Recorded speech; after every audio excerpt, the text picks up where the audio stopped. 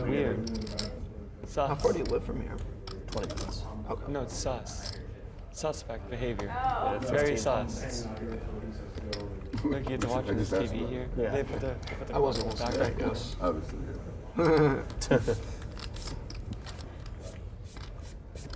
I don't want to sit there for 5 minutes.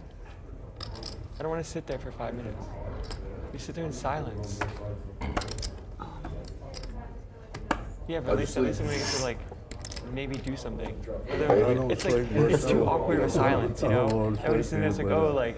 I got a little Where do you bit, live? you know, 4 or 5 It's like, hours. all right, like this is how we're gonna fill the time. Really?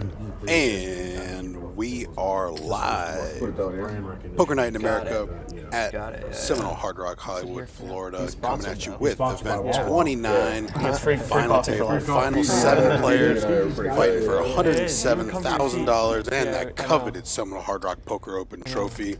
We got some heavy hitters in the building today. You may recognize the big names like Blake Vaughn, Landon Tice, Ian O'Hara, Brock Wilson. There's a few other contenders in here that we'll get to later. But first, I want to say a shout out to Rush Street Productions and all the fine folks behind the scenes. We're going to bring it to you, bring you the action, and hopefully we got a little more poker than we had yesterday. There was a lot of major KOs, a lot of fast action. I had a quicker day than I expected, but hey, sometimes that happens. Poker happens, guys, believe it or not. So we're going to be bringing you the play-by-play. Yeah. I always fumble with these kind of cards. Good luck, everybody. It's like we're shuffling up and dealing. Good luck, guys. I think Charlie's talking to the players. Augie's shuffling up I'll here. peel and one will just fly out of your hand. We got Seek 1 is Blake. He's the chip leader right now. Starting 1.6 million. In South Florida, all the Blinds are 10 and 15,000 at the time. So quite a few blinds in play, a little over 100 for the leader. cards to these. Yeah.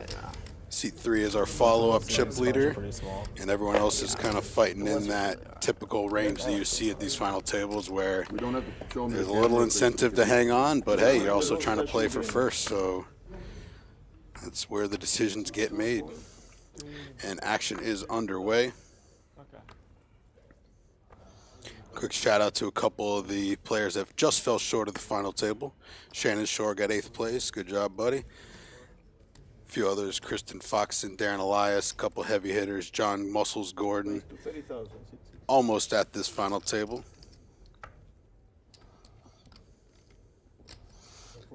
Action's going to fold to Ian O'Hara. Opens the button 9-8 offsuit. Ian and I go way, way, way back. It's fun to see him at another final table. Sure. Will you show to the camera? For some reason it doesn't get fixed. I want to know what Blake has. I'm sure you do. Ian's 9 high is going to whiff on the flop. Still going to expect a bet to come if check 2. Blake's going to throw a little wrench in that plan.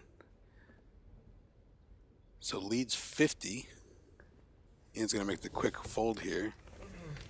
Now I definitely wish I knew what those cards were, because that is a low frequency play that is definitely great to have in the arsenal. Defend your big and lead on out. Ian didn't have much of a decision there, but could have been interesting had he had some other holdings. Currently 17th place is guaranteed $15,000. This was the $2,200 no limit event.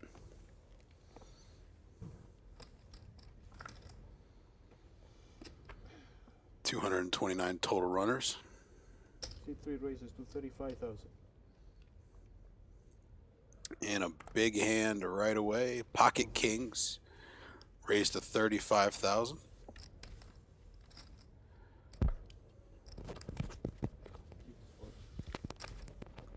Looks like it's our seat 3 competitor, Johnny Landreth, I believe it is. Has quite a resume with many scores in the Gulf area. Blake's given some thought to this 4 deuce here.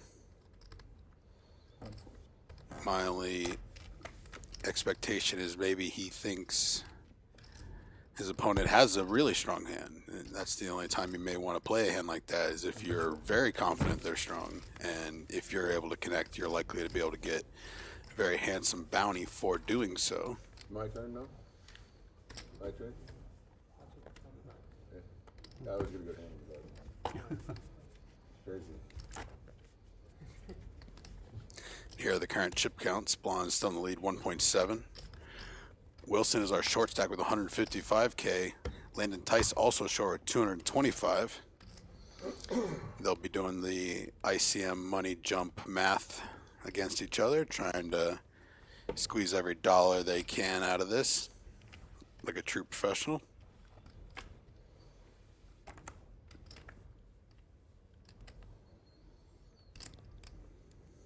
Raise 30,000. Our C3 competitor is going to raise, C4, excuse me, Elvis Tomas, going to open early position Queen Jack offsuit. Ian's going to fold the same hand behind. I think that's going to be fairly common in some of these spots. Being the first aggressor has its advantages. And Landon Tice rocking the Ignition Casino badge. You love to see it.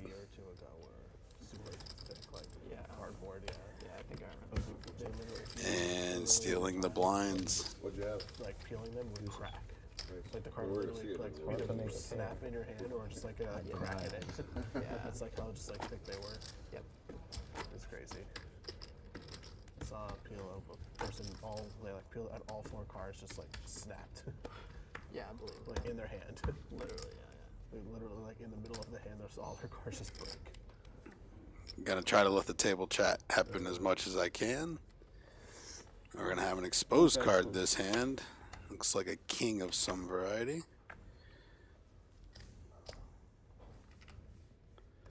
Let's see if that affects the action at all. 6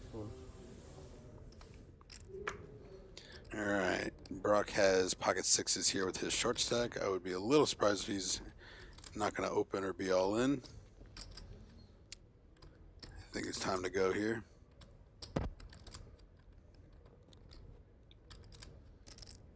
On. And he makes that decision to do so. Blake's gonna fold behind him. Landon's the biggest anti-sweater right here. His short stack could use a boost here, but Brock is gonna steal the blinds. And that is gonna be a helpful accumulation for him. Right now that 40,000 goes a long way in his stack.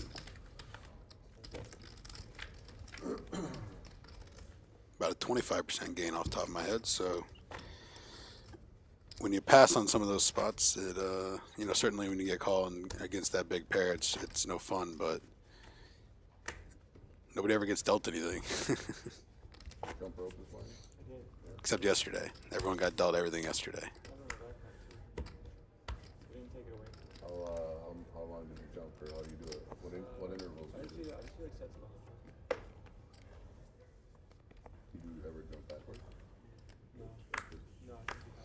Alright, Ian's going to have the 7-4 off up front. He's going to make sure that registers just fine.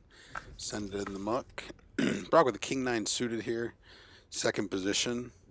He just gained a little bit to his stack, so now, yeah, this would be an open instead. He chooses 35,000. Blake's going to have an ace-9 off next door. This is actually a fairly tricky spot, I think. It's a little interesting when you see a player shove, take the blinds, and then open next hand. There's always a point where you want to be, you know, opening versus shoving, and that kind of threshold changes between different hands. So something to consider. The ace-8 in the muck suited. 9 it off down, and big blind. Daniel Cousins. I'm going to muck the 6-8, so Brock's going to take that down.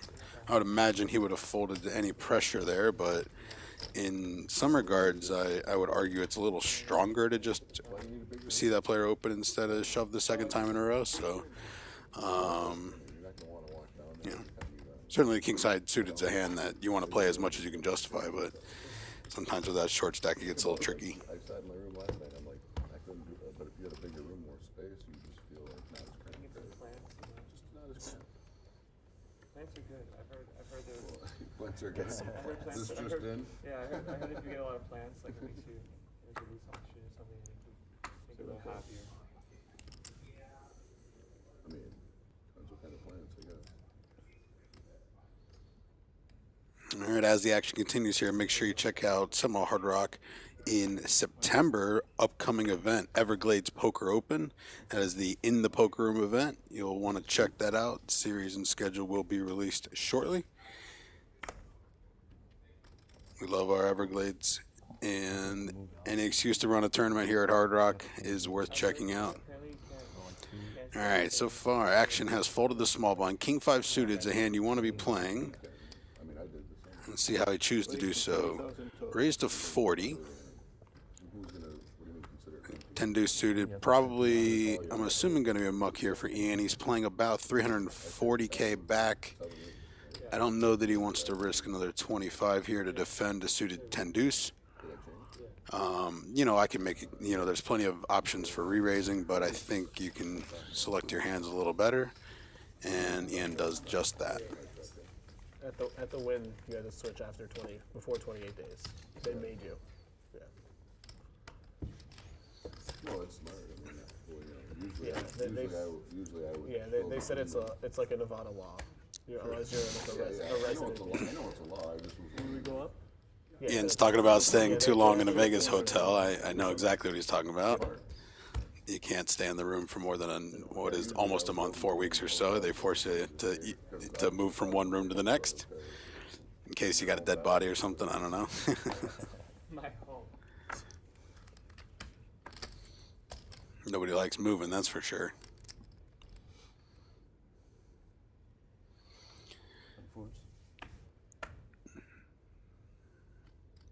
You hate doing these. And Queen 6 for landing, giving some pause here.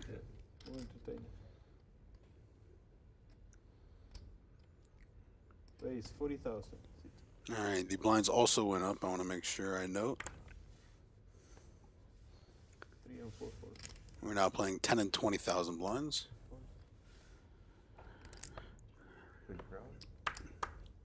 Tice is really putting Brock to the test here. I couldn't remember quite where the button was in that last shot. This is a spot where Landon's getting out of line because he knows how difficult it is for Brock to be able to continue with most hands here. Now, a hand like King 10 is a little bit interesting. I think he's going to at least defend because he can have a lot of confidence with his one pair flops. A 3-bet all-in has some merit here for sure. I think it's a little risky. The hand isn't quite that desirable, especially when you have to consider your other option is just defend for 20. So Brock decides to do that. Brock's playing about 180,000 back, it looks like. This flop misses both players completely. I expect Landon to bet extremely small here. Let's see what his size is. All right, so he's got about 190, it looks like. He's going to choose just straight down to 30. And that is likely to get it done here. Be a little surprised if Brock's able to find a check raise. And sure enough. Well played by Landon. You can't rely on a lot of opponents to cooperate that well. That's one of the most difficult parts of live and online. And you know the GTO versus exploitative strategies. So. Did you have a shot or did you just go back? Yeah, no, I had a shot for sure. Yeah. Good enough. It's my turn.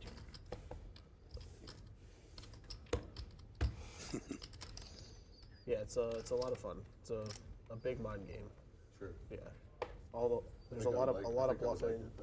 A lot of big bets. I hope they're talking about Ian's cash in the 10K no limit deuce to 7. That is one of my favorite formats of poker.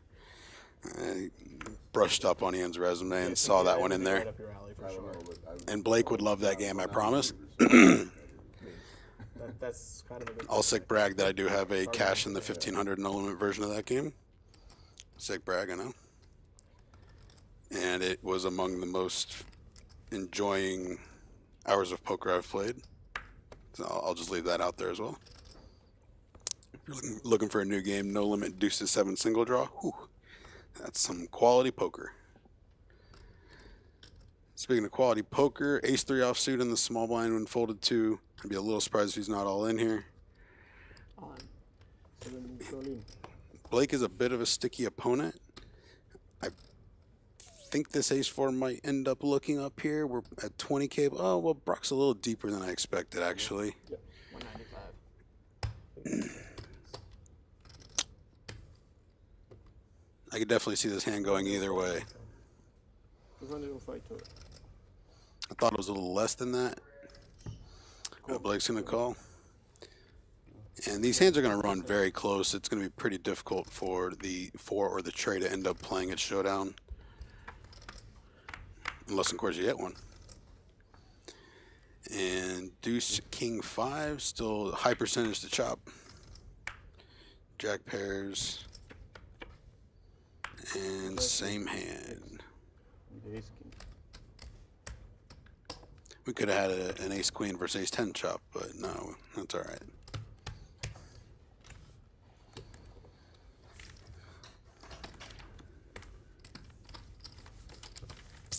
I think Blake can expect Brock's range to be a little bit tighter than usual there. What percentage is that hand to chop? Is it in the 90s? I think it's. I mean. No, I mean, yeah, but It's probably 90, I think. 90. Probably something 90. Well, no, one of us is gonna hit a 4 at 3 relatively often. Yeah, one of the pairs hits a reasonable One of us amount. is gonna hit Okay, a 4 so at 3 like, more than 10%. yeah, that's what I'm. So that's my question. Is like, I would say 75%. okay. This is your money? Yeah. Yeah, no, it's the right That's play. 5 times. It's not too bad. I was Yeah, feeling okay oh, when yeah, you it's had always me the out big kick line. there. I didn't know what you were asking. I wasn't too concerned. I was kind of bored with it, actually. Yeah. I only saw when you Gosh. turned your hand. I only saw the ace because he was blocking the other card. So I was pleasantly surprised to see. To that see he a had worse ace one queen, than a right? yeah. It's hard to have a worse card than a 4. Yeah, Oh, you saw the ace first. yeah. Because when you turned it over, he was blocking the 3. Oh, got it. Seeing the 3 first. makes Yeah, when you got ace 4 and you see an ace, you don't think you're in very good shape. Right foot. Queen 10 fold up front. I think that's a decent fold. 7's on the button here is going to be a play. So I was mentioning I think Brock would be a little bit tighter blind versus blind against Blake for 2 reasons. One, Blake's got chips and Blake isn't going to like make many tight folds. But I think that kind of goes out the window slightly when it's against Landon because there's a ton of incentive to steal Landon's blind, and in the event that you're able to get through with it, you're stealing a ton of like final table equity by, you know, when you're relatively shallow and you're taking these, you know, blinds from him. So, you know, obviously the hands dictated that he was playing, but I think Blake's spot is a little more interesting if this were button versus small blind, I think, than if it were blind versus blind.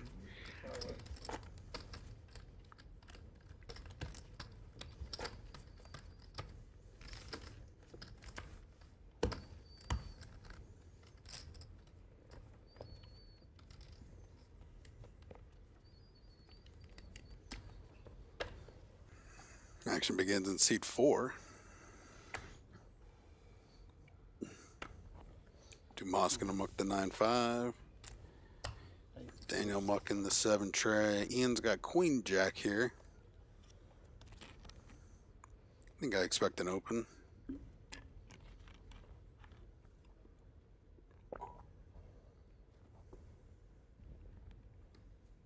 Raise 40. Indeed he does. Open to 40.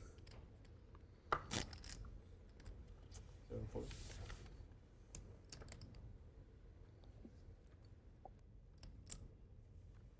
One fold.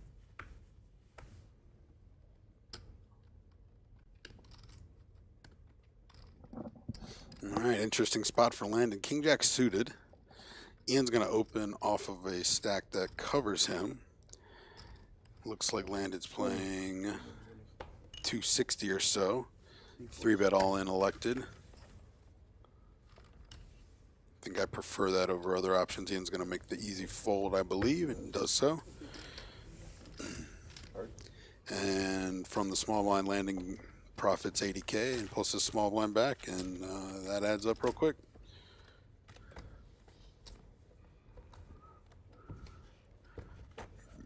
Brock's sitting about 250K. Landon Seeing about 360.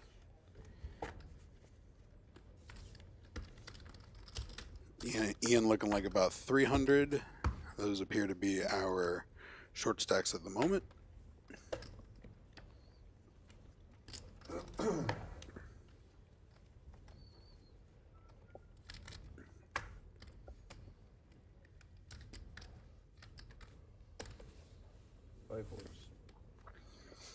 All right, now Ian wakes up with a much higher quality hand, ace queen offsuit.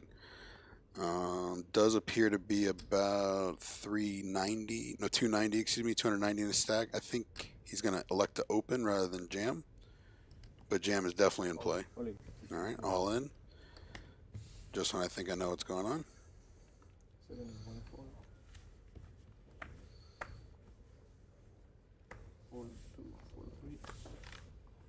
And a call from ace king in the big. Rather unfortunate situation for Ian. He's going to need to hit a queen to improve, or he's going to be our 7th place finisher. I think this would probably be a call if he opened anyways, so even if we had gone the other route, I'm not sure we would be getting away here. Jack, Jack, deuce in the flop opens up some chop opportunities. Deuce tray will chop it up, and a queen will win it for Ian. Finds his 3-outer. Whoops. Sorry, not sorry. 290,000. 290. And now he's going to shoot over 600 and be right back in the mix of things. Should be middle of the pack now.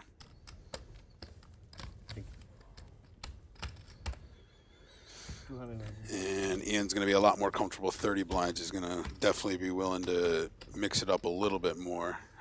Getting under 20, it gets tough to get out of line. Allegedly.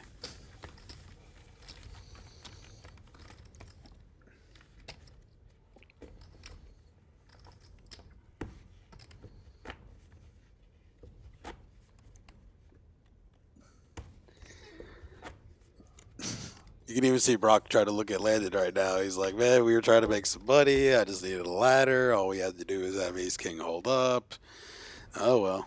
Oh well. Back to the drawing board.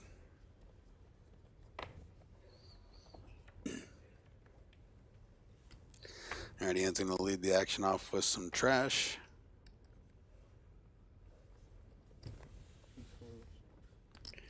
$6-5 for Brock. Probably going to find the muck.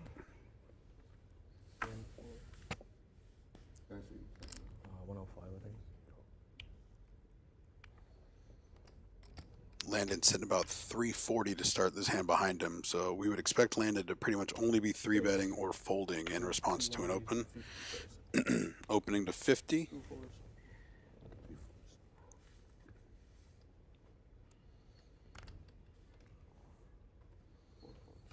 Looks like we don't quite have Blake's hand yet, but we can always play the mystery game. Ace-9 off in the big. Gonna be a defend for Daniel. Looking like he's playing about 550 or so effective. Blake should have him covered. King Queen 6 flop misses the ace-9. I expect Blake to fire a reasonable amount here. Amount of the time rather, not a sizing. But downsized to 25. And ace-9 is going to have trouble continuing here. King Queen X is such a polarizing board that when the big blind defends, because they're defending so wide, it's kind of difficult for them to connect. Small bets are just as effective. I want to make sure they see 7 deuce correctly. I haven't been registering Blake's hands all that well since the start here, but we'll make sure the team gets video evidence.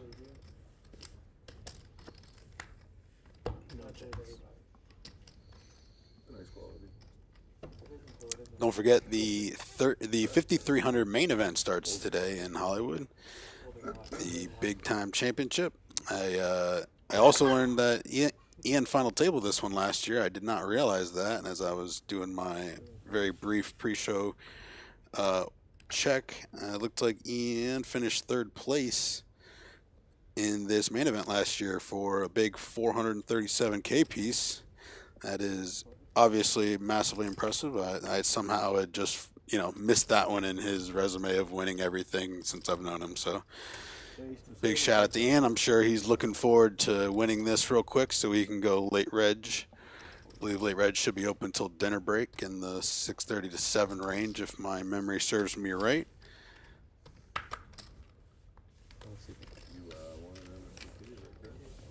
Pocket 10's going to take it down.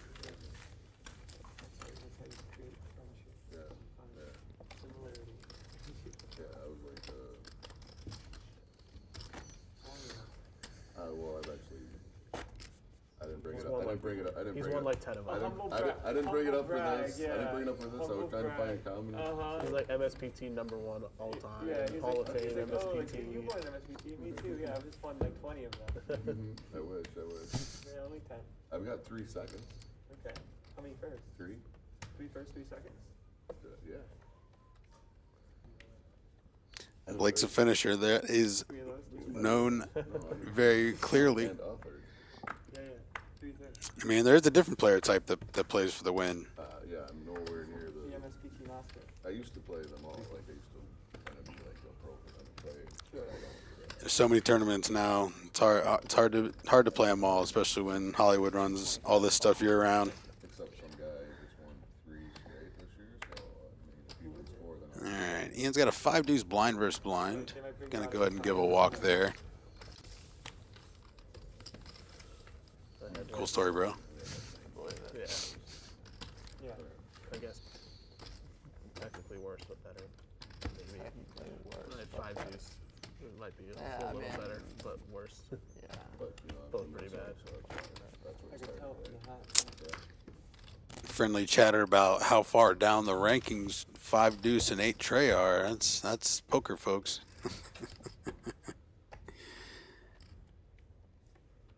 Let's see how this next hand goes. Landon's going to lead us off. Still sitting on 15-ish blinds. Jack 9 off, probably not going to be good enough for now. Big pocket pair of kings. I didn't even know. I don't know how like big a fish you are. Johnny's going to open What's that? 45. He's a whale. Ace 5 off next door for Tomas. He's a whale. Big whale of prop betting. Really? This I know he nothing. is. Oh, I forgot he had gotten short after that beat against Ian. I thought he had a few more chips behind. This Ace 5 is going to be good enough for him. I don't blame him. It's all about winning. Never just Ooh, Ace Queen in the big blind here for Brock. So this is actually something that's very frustrating. Is the opener has a certain type of hand. The short stack has a certain type of hand. When you have more confidence against the second guy, and then the first guy wakes up, you're like, no. But right on cue, we got our big 3-way all in. The Ace Queen does isolate, and he's got a lot of reason to be confident against the Ace 5, but unfortunately those kings were waiting in the wings behind him. We got a big pot alert, and Johnny is the favorite here. Over 66% of the time, he's going to win this 3-way all in. He covers both players, too. Clean flop, 9-8 tray. Nothing's going to help anyone so far. 6 gives life to the Ace 5, 7 or an ace. 10's a brick. And we have 2 finishes. Tomas is going to be our 7th place finisher, and Brock is going to be our 6th place finisher based on starting chip counts. They are going to be receiving, respectively, $15,000 and $18,000 for their time and their $2,200 investment. We'll see these gentlemen back again for sure.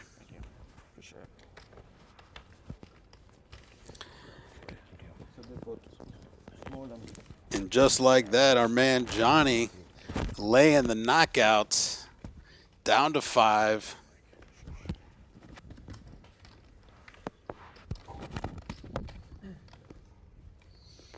No, it's too bright. It's just at the bottom.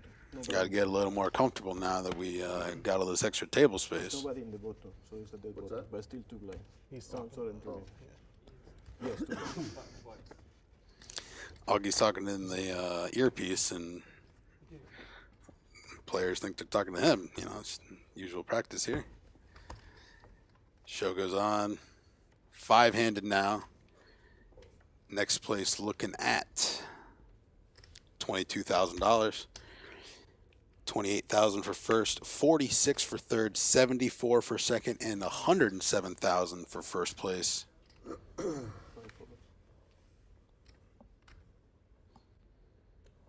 Jack Trey suited for Ian, going to be a muck in the hijack. Blake, Queen 8 suited, small blind, 15 big blinds effective. Chooses to 3x. You win. 6 deuce going to fold.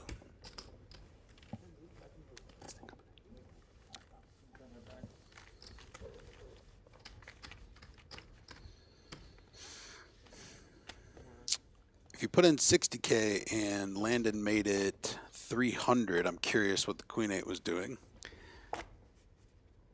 It's the only slight downside to choosing a little more there. I think 60 is effective and decent, but sometimes it can be a little, can hurt when you got to give it up, but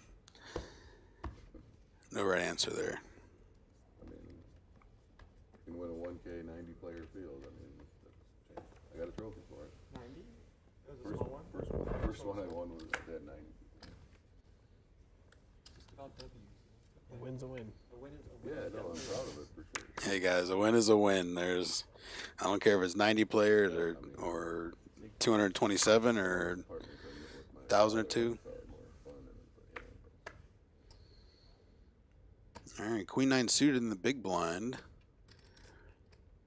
Now, not sure how our big stack is going to play with his newfound chips. He's going to hang on to him. He's going to splash around a little bit. Landon's going to shove the Queen 9 suited and accumulate a little bit. Thankful to not run into anything. Sus sound. The exclamation point goes up.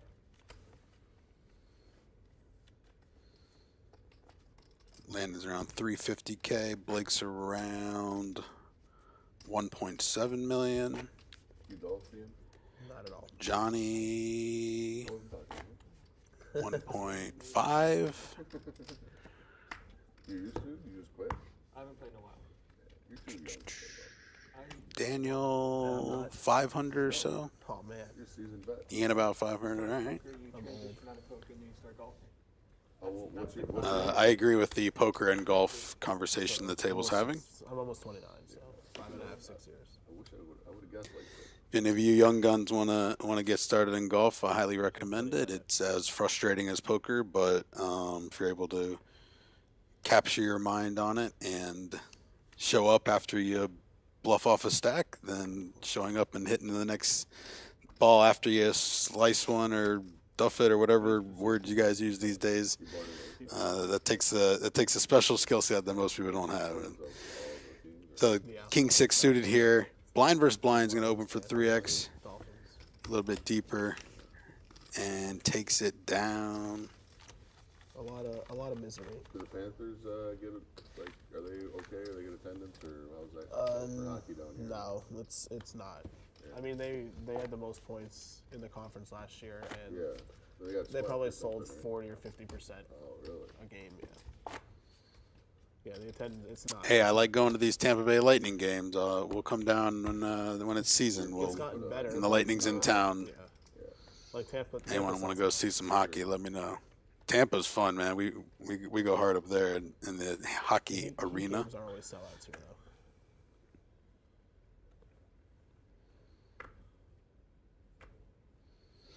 though. All right, looks like we got Blake's ticker working a little better now. 5-3 suited, weighing his options.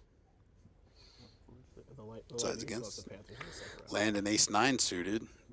This is going to be an open at bare minimum. Bounce here, and I mean, hockey just is. Yeah. Can make a case for ripping. Can't. He's going to choose to open.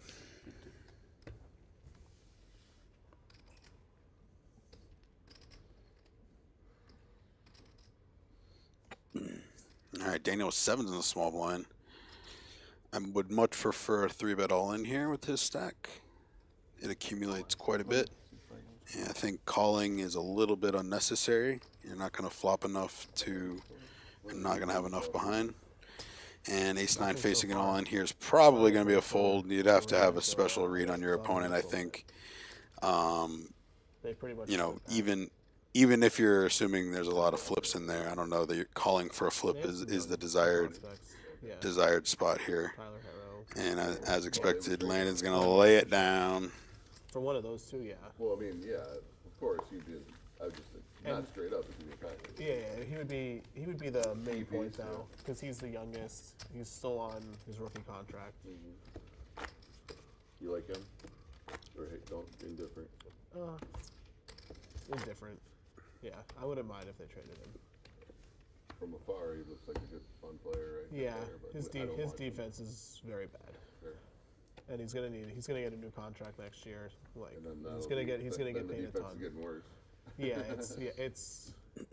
I mean, it could if he improves, he'll be Kington very, off very good. offsuit for Landon up front.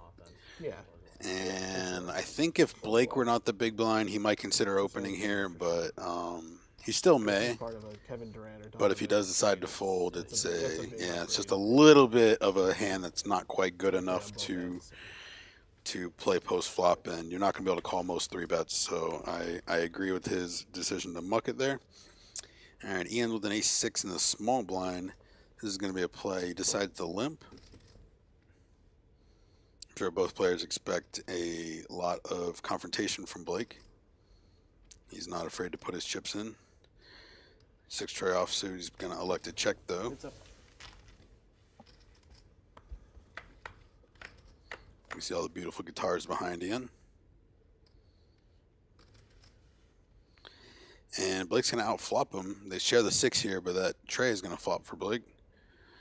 Ian's got backdoor clubs, but he's also out of position. He's going to check it. I expect him to just go ahead and give it up if Blake bets, and he looks like he's firing 50. I don't see any reason for Ian to get out of line. And takes it down.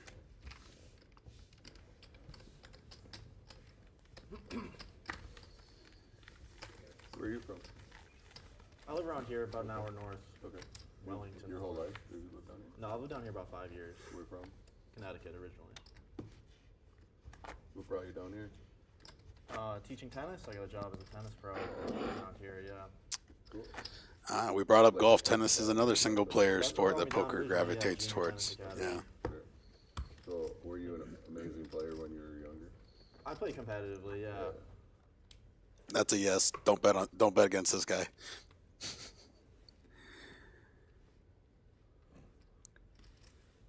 Johnny's gonna have king queen up front here. Definitely gonna want to play it. I'm guessing 40's coming. Yep. 40,000 to it. Yeah, he had a 45 in the holster before, and looks like he's gonna go 40 here. 10-8 suited for Ian on the button. Don't think he's quite deep enough here. I'm sure he would love to play. It is only 40,000, but it looks like he's playing about 500 total. It's gonna be tough to justify. Making it like 110 would be cute there, but a little unnecessary. So do you coach like a bunch of individuals? Somewhere back there. I mean, how does that work? I'm not coaching at the moment. Okay. That's why you came down here, though. Yeah, it's what brought me down. But yeah, I just stayed. Okay. No, I was recently working at a country club for the past 2 years, but Sure. stopped in March. Yeah. Cool. It's up. All right, suited 10-6 for Landon. Going to defend his big here. Price is 2 right, Sometimes that progressively. and that is a pretty favorable flop for him. 9 deuce tray with 2 hearts. It was really faint at first. I didn't see Landon check, but I'm assuming he might have. 85,000. That is a quick, large bluff thrown out by Johnny. Landon doesn't like to see that sizing. It likely means his fold equity is dwindling. 85,000. Looks like he's only got about 240 or so. So now he's wondering if he makes it and it's only 150 more, is he ever getting a fold? This large size, it's trying to insinuate, hey, I've got something. You're not going to get through me here.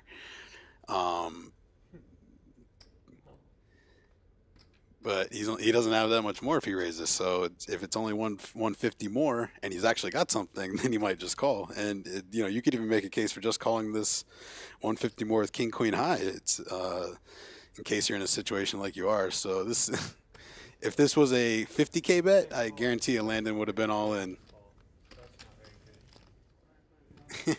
Landon's frustrated.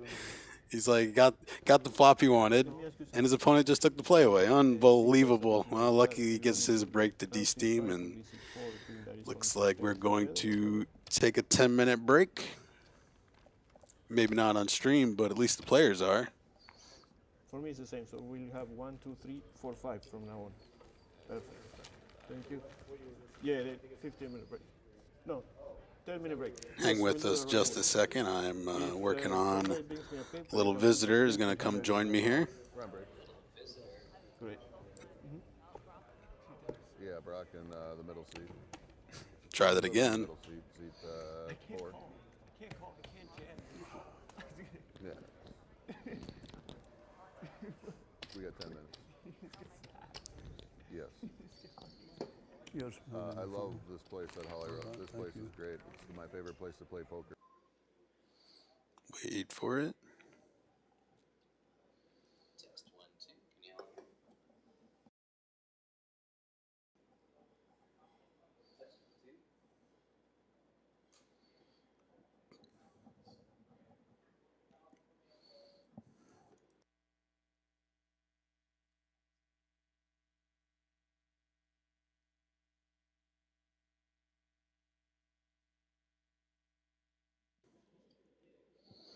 Got a little bit more coming to you if you just hold on.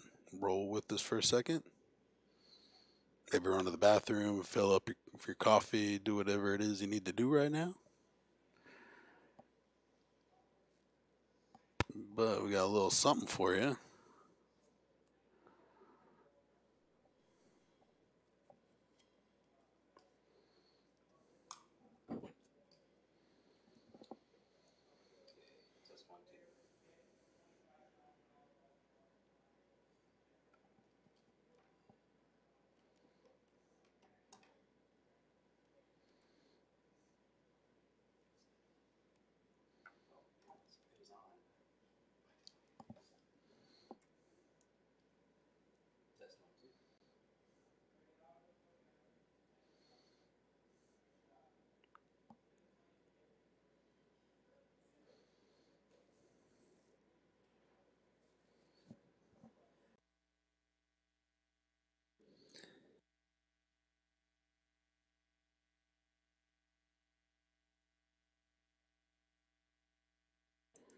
All right, well, we will have a little bit of a fun discussion for you later as I'm joined by a guest, but we are going to take a break in the meantime.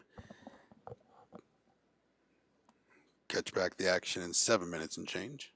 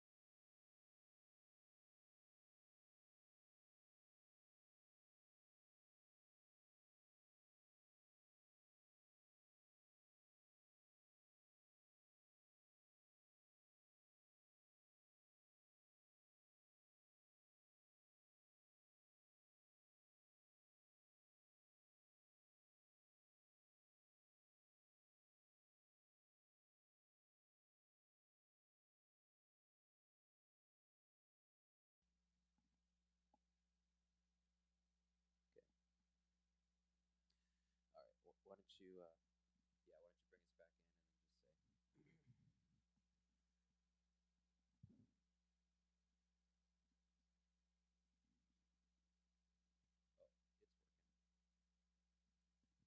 working. Because it's on. No, leave it on. Leave it on. It's good. It's all good. We're good.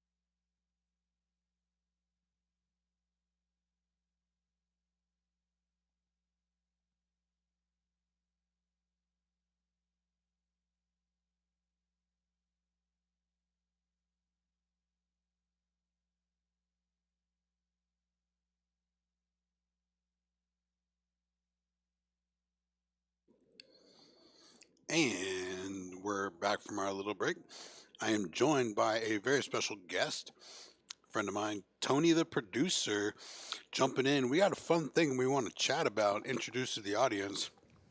Tony, how you doing today, buddy? Hey, doing great, and I want to thank everybody for joining us. If you're still with us through the break, here's a fun little thing you can help us test out. We've just launched a really new, innovative video player on pokernight.com. So if you go to the website and go just beneath the fold, you'll see this very live streaming on our homepage. But what's unique about this one is there's a button right beneath the player that says Connect Wallet. Now this is for our cryptocurrency enthusiasts who are watching today.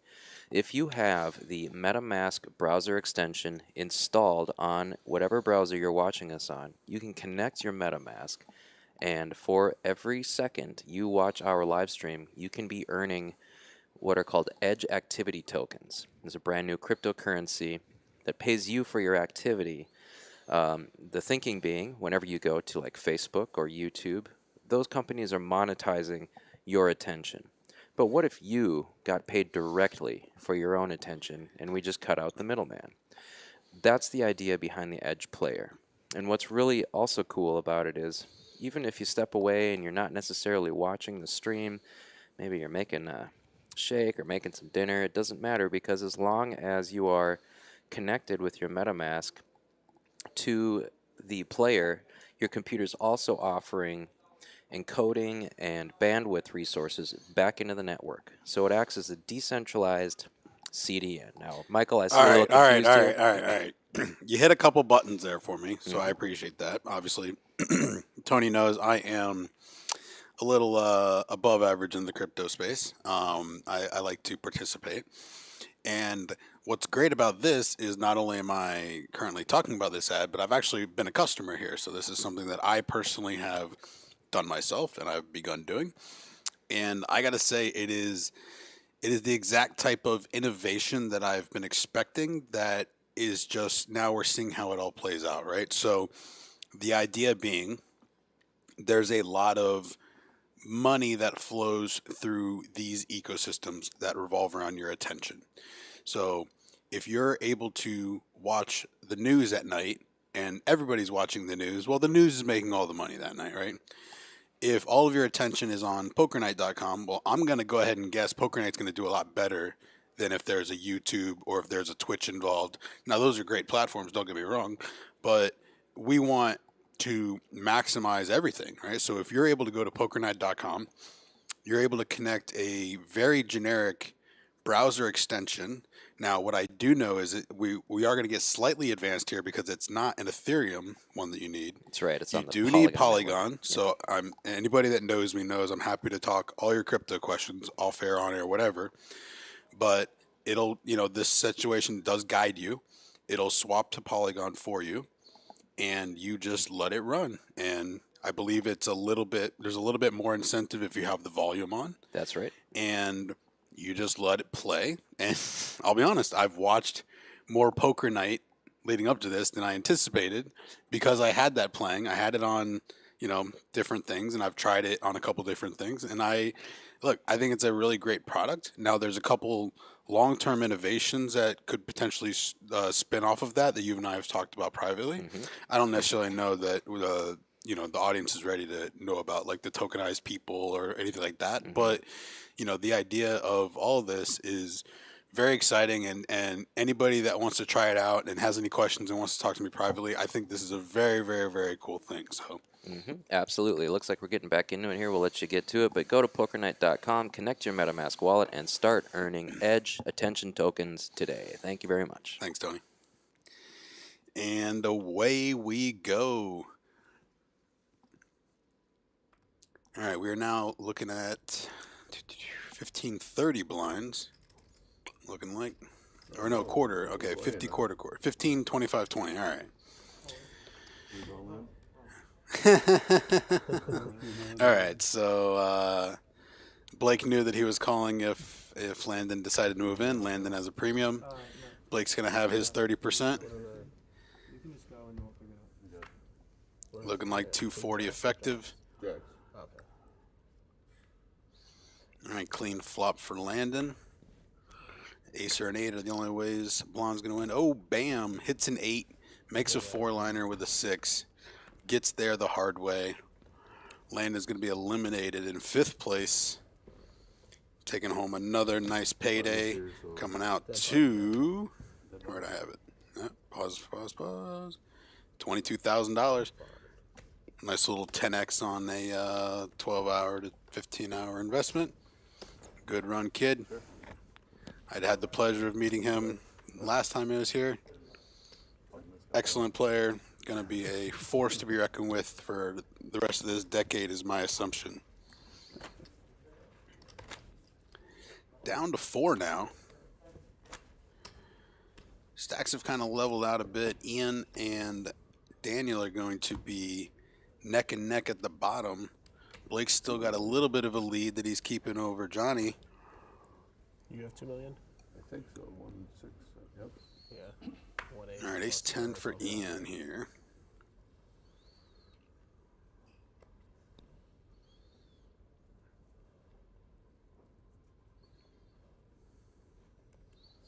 Does decide to raise. I think this is the right play.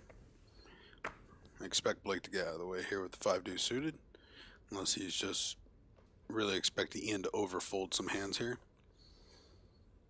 I'd much prefer to see a 3-bet as opposed to a call, but does elect to fold.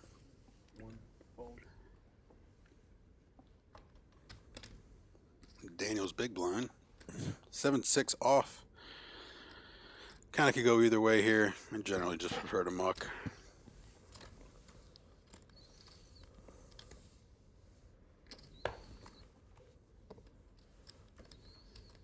Thanks for tuning in to this coverage of Poker Night in America here at Seminole Hard Rock Poker Open.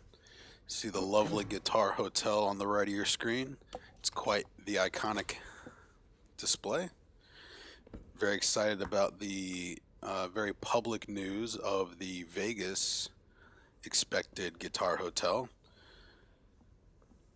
My current rumor mill says the Mirage Hotel will no longer be within 3 years, and we will have another gigantic guitar on Las Vegas Strip.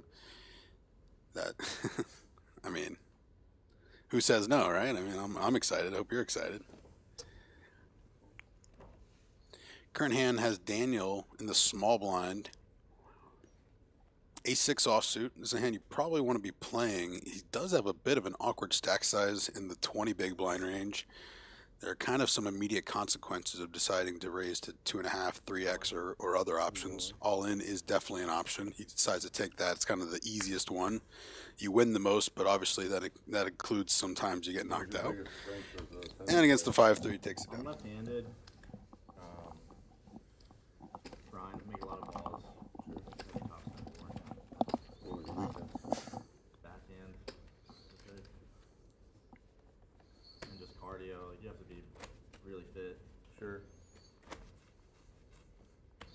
Blake asking the hard-hitting questions for me. I like when I meet people at the table that have random expertise that I don't know much about either. Digging out whatever info you can. It's fun. Sure. Yeah, I feel you. That's why I prefer basketball. We got nice little indoor air-conditioned courts. And ace-king offsuit up front here for Johnny. Definitely going to be an open. He's grabbing in a little spicy extra 5K on top there for a 55 piece. Ace-4 off next door. Should be a fold. If you think your opponent's going to overfold there, maybe you can get involved. And there we go. Big hand for Ian. Pocket queens. 1, 2, 3, 4. He's got a little over 500. I could make a case for just all in, but I'm imagining I'm going to see more of 110 is what I'm expecting. I think his hand's too good. He'd rather try to accumulate. He's fine playing post flop.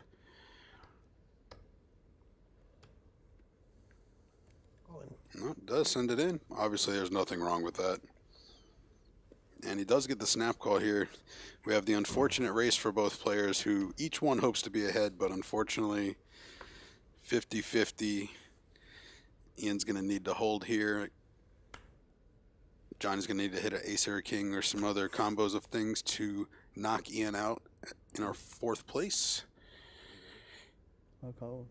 I know, yeah, he calls. 28,000 for the next finisher. I think, when people talk about the greatest athletes of all time, I think Serena Williams, I think they talked about it enough. Yeah, she's pretty dominant. I'm not really a fan of her. Yo, Serena. And whiff on the flop for Johnny. Backdoor clubs is an option for him.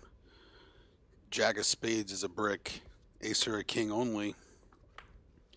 And Ian's going to find a double. That's going to really change the complexity of this. He's now going to be even with Johnny. They're both going to be sitting about halfway between Bond, and Daniel's going to be our short stack now, but he's still sitting with 20 bigs or so, so healthy. Djokovic wasn't even, wasn't in their league, you know, couldn't get there. And all of a sudden, Yeah, it took him a few years. Yeah. And And, he's just been just as good or better. 515. But I mean, Rafa, like, he just, I don't know, it's tough to, with him just winning all the French Opens, you know, but he has won the other ones Yeah, he too. can win all the Yeah, he does, he's the best on clay ever by far. Yeah, it's not, I mean, he's lost like 3 times in 18 years. or something. Something like that, yeah. All right, 515 going to Ian. How do you guys get these good hands? Card rack over there. Play them every time they get them, that's for sure. 2 queens. I'm trying to grind out a straight with ace-6. So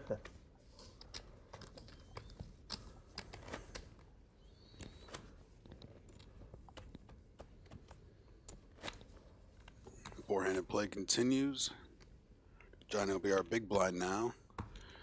And looking like he's got 1, 2, 3, 6. Yeah, still 900K or so, maybe 800. Stacks of 12. 10. Not 12, yeah. Gotcha. You did. It's a good You question. did. Counting those 250K blue stacks is not the easiest thing in the world. King 9 offsuit on the button for Ian. And this is a spot he hasn't been able to play for a while because he hasn't had any chips, but now this is definitely one he's going to start getting in there. Hand's a little too good to start folding. Opens to 55K. 6-9 suited in the small.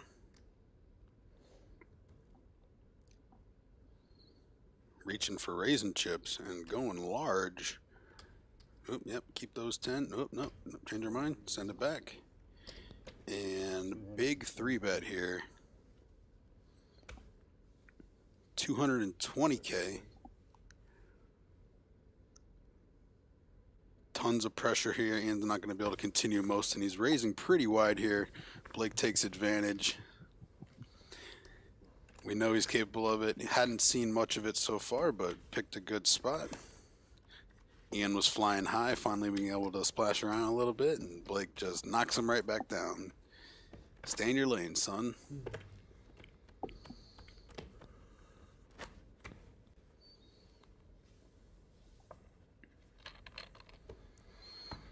Daniel still has plenty of chips here with 21 blinds. It feels like, you know, when you're in Daniel's seat, you want to be nervous, but you know, there's also, you can just let the tournament come to you. A lot of these players are gonna have confrontations, you know, where one guy's bluffing and it's creating action that wouldn't be there otherwise.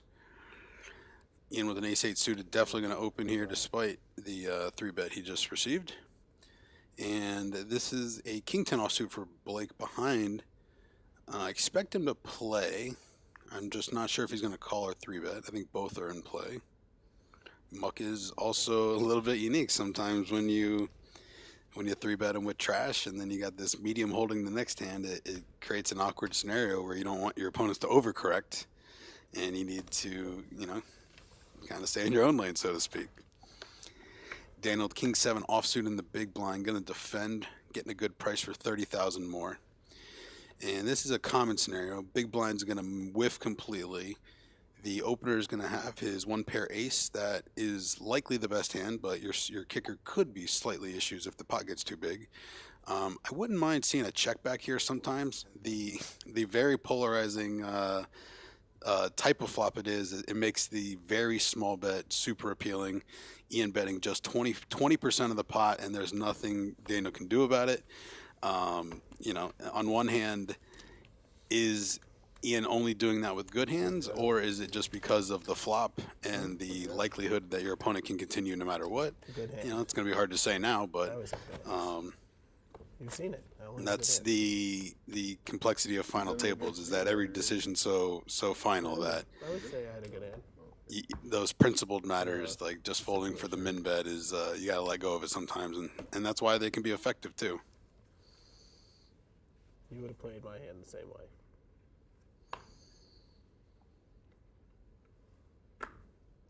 Roger that. 10-4 suited for Blake, considering his options.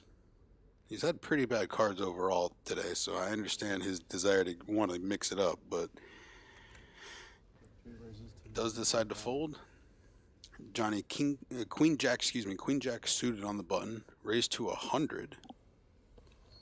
So that would be a 4x here. It's a little different than we had been seeing. Maybe takes it down. King Queen. Blake gets really close. I always got Nobody ace, gets you aces. know. I haven't had them all tournament. It had to be strong ace king. You know, more or less. Just kidding, you know. Mm-hmm. He's like, oh crap, we're on TV. My default lies don't work. I mean, don't feel so bad. You had ace king against 2 queens. It's gonna I'm happen. telling you. Unfortunate result for that flip for him, but the show must go on. Muck in the Jack 4, 7-4 going to find the muck. Ian blind versus blind against Blake.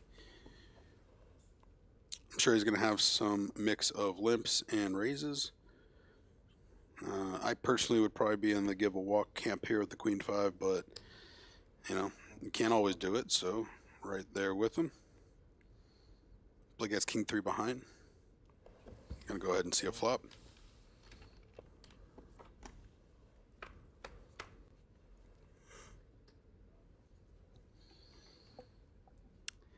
And this board's going to miss both opponents. Queen high versus king high. Both players at backdoor clubs. If there had been a raise and a defend in the big blind, this would be a board that I would expect to hit one of the players reasonably well. But in this limp and check example, it's, you know, when it's very random cards, it doesn't apply as globally. Blake's going to find a tray on the turn. Currently the best hand, but certainly nothing to be excited about. He's going to continue checking, doesn't see any value in trying to win uncontested. All of Blake's options are reasonable here. He just elects to check.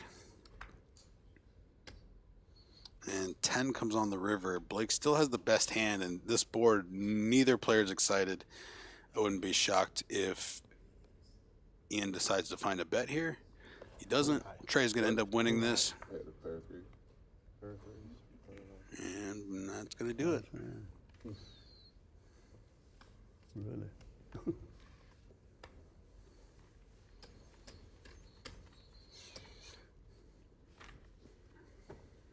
Nice to see the best hand win, you know, every now and then. The best hand held up. 15. There's no justice in poker. Don't look for it. All right. Still playing 25K big blind. Stacks are deep enough. We still got plenty of poker to play.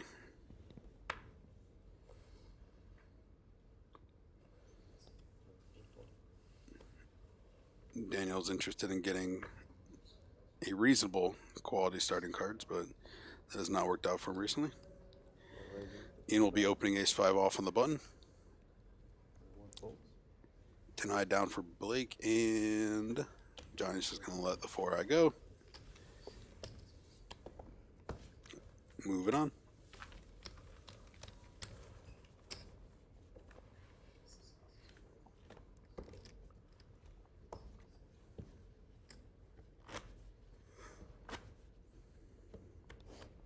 Married? You're married, right? No, I have a girlfriend. Okay. Yeah, we've been together a long time. Awesome.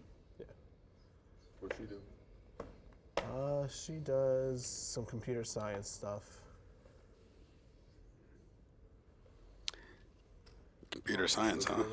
That's a good person to have in the household. I'm sorry, say it. Have a dog?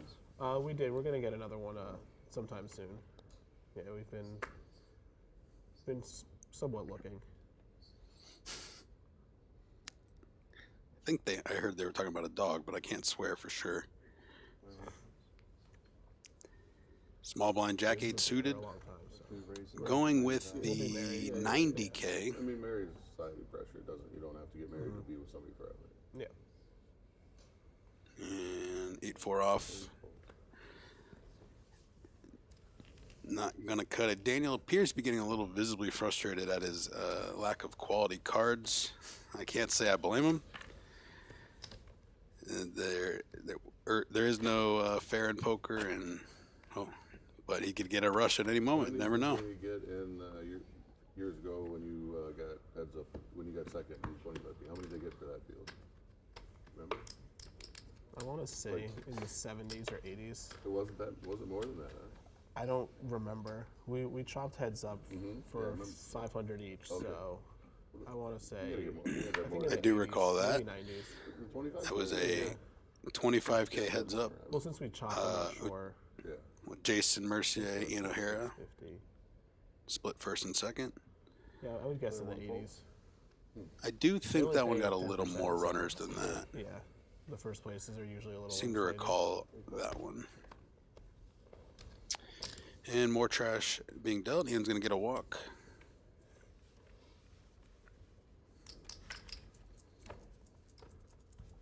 I think it was the first 25K they had here also. Yeah. They got. I do believe that to be true. I played one a couple years ago. I think we had 200, right? Like with re-entries. No. I think the biggest has been in the 130. Really? Yeah, it usually They had gets. 130 this spring. That's usually about what they get. This time will only get 100, 110. The series is a little smaller, generally. Sean Deeb won over $1 million in the one he won. I think. That probably was the biggest. Got maybe 140, 150. I don't. Maybe I'm They've just never wrong gone on- 200 maybe yet. I'm just- Lots of action here in Hollywood. No matter how big your bankroll is. I don't think they got Small 200. blind, queen jack suited for Ian. It seems like really high.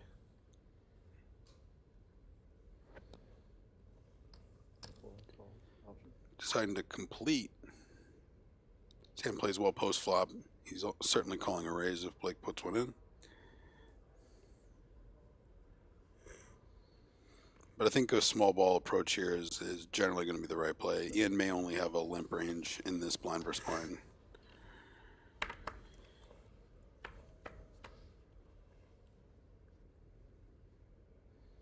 And Blake's going to flop a 9.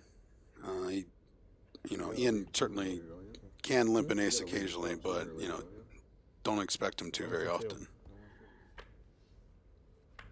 Actually 0 for 3. And Jack on the turn for Ian improves him to the best hand. The spades are not a giant concern for anybody. This pot is still pretty small. Ian expects to have the best hand almost always. Daniel's getting sick of this.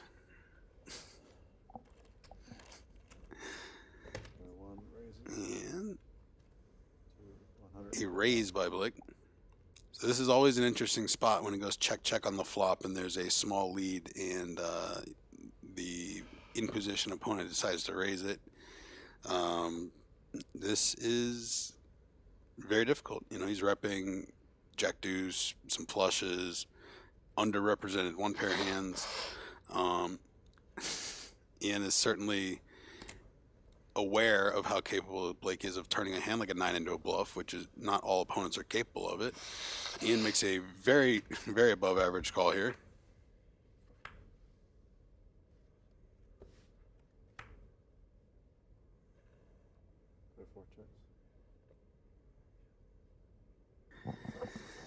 So Ian's still with the best hand here. The 10 of diamonds, I'm not so sure that either player is all that concerned about a queen 8, a king queen, an 8 7. Those hands just aren't all that practical for this hand. Blake's representing a 2-pair hand that he decides to give up on. Ian goes ahead and shows his second pair, second kicker, and that's going to take it down. Blake also could have been targeting some 1 spade hands. Like if Ian had a hand like the king of spades or whatever, he's probably going to call the raise because the hand is good, even though it's technically worse than the 1-9. And a reasonable amount of the time, Blake would have been able to get to showdown with just those pair of 9s as he did. And sometimes it's against some worse hands, and he's going to try to win it there. But Ian's going to go ahead and chip up a little more. 1.2 million for Ian. I like golf. Oh, you're lefty, though. That looks fun. Yeah, I'm pretty goofy golf golfer. lefty too? Yeah, I do everything lefty. I like golf. I'm just not that great at it. It's tough. You right left-handed also? Yeah, everything. I right left-handed too. You do? Mm-hmm. But you swing a bat right-handed, or would you? No, I swing lefty, but I throw righty. Yeah. Uh-oh, more ambidextrous in the house. I can also claim some ambidexterity in the writing left and playing sports right-handed. Blake's going to limp the 10-8. He's expecting not a lot of heat from Johnny in the blind versus blind battle, so he's probably going to get the flops pretty often. Brick for both players. Likely first bet going to win. Blake's going to go ahead and try to fill that role, and sure enough, If I try to throw left-handed, the pre-flop raise would have been a little worse than a flop bet as far as this likelihood of winning. So Blake saved his bet for the flop and took it down. You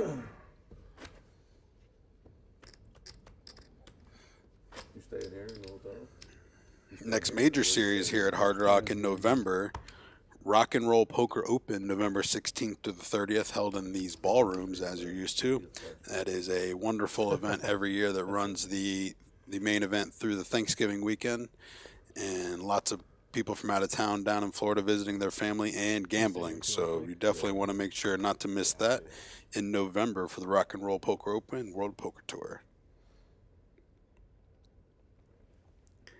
Back to the action here. Blake's going to have Ace-Jack on the button. 65,000.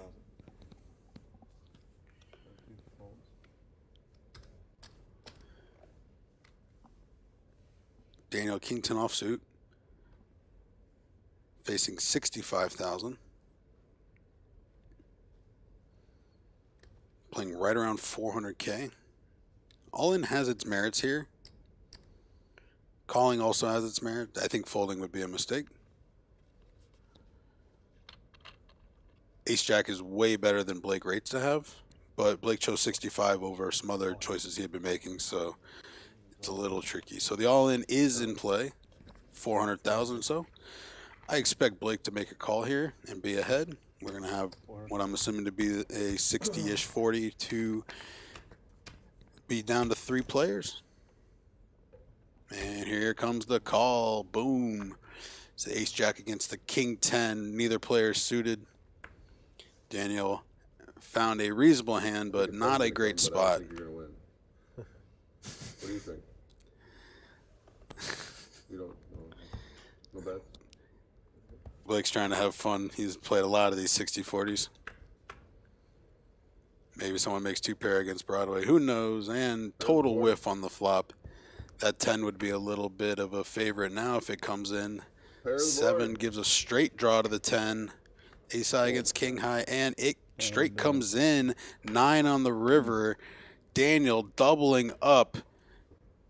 Oh boy, that's going to change a lot in the complexity of this game. I want to say all 4 players are right around the same. Instead of having one massive chip leader with 2 short stacks, we have an even ball game, ladies and gentlemen. You love to see it. Blake is disgusted. Daniel's breathing a sigh of relief. Right play, wrong result. Nah, True story. both players could say that. Can't control that. Daniel would argue they're the right result.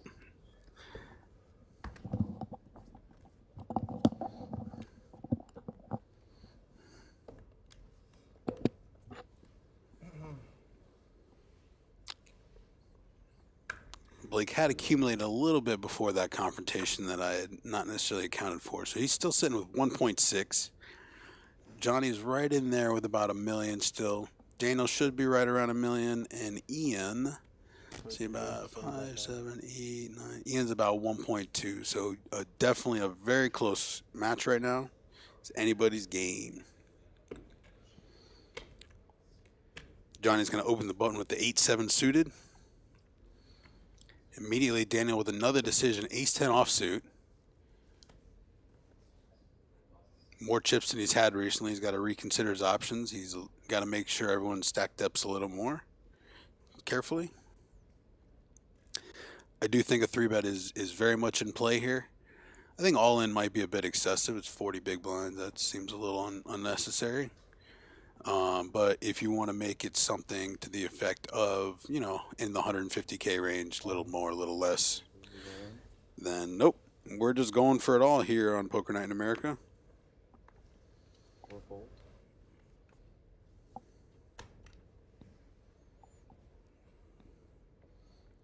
Little bit of posturing here. I don't think we're ever calling with the 8-7 unless he's just truly trying to gamble.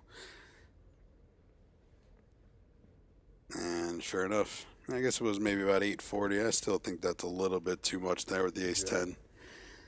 You're only going to get called by a hand that's smashing you, and you're just going to pick up this small pot, a high percentage. And risk reward isn't quite there, but hey, there's also a lot of value in accumulating. I mean, hey, every chip is worth a lot right now. And here we go, 1.6, 1.2, 930, 805.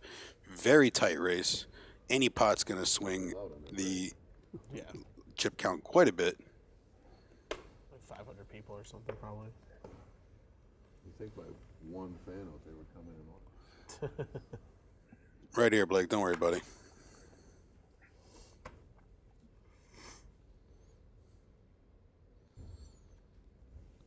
And the 49ers in the muck. King 6 on the button. Might want to flex a little bit, but we'll just take this hand off. No reason to get there. 8 tray off for Ian. I hope he's given a walk here. I'd be a little surprised if he continued.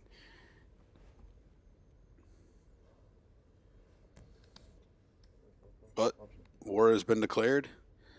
Blake's gonna have pocket 10s here. I'm imagining a big raise too. Not even playing around. Not trying to induce. Not trying to get tricky. 7x. I mean, sure, it looks a bluffy, but I would hope you're not folding better. Those were significantly Are lower. our levels still 30 minutes, or did they up? They're still 30, yeah. They probably, obviously, Yeah, they stay 30 the whole tell time. heads up, probably, right? Then they, I think it's 30 the whole time, yeah. Yeah, I don't think they can go lower. right. The other one, they do go. Yeah, because when it goes, Right. yeah, they're too high then, yeah, or too long.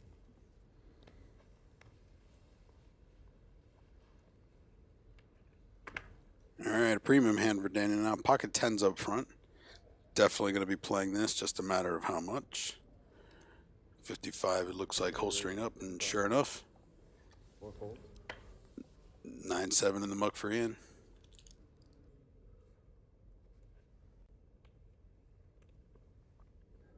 Blake looking to cause a ruckus here, counting out a 3-bet with the king 8 off. And sure enough, there it is. 215 is the 3-bet. On the larger side, it really is going to force Daniel to make a decision here. I would be very surprised if he does anything but all in, and there it is. 4-bet all in. And Blake is going to do a little posturing before finding the muck here.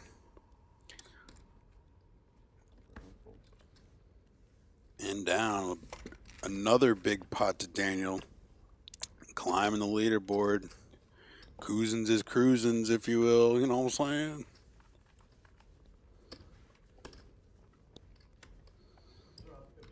About 2.4 now for Blake. This hand or next? It'll be next hand. I was already shuffling. Yeah, he already started, yeah. All right. Sounds like blinds will be up next hand to 30K on the big blind.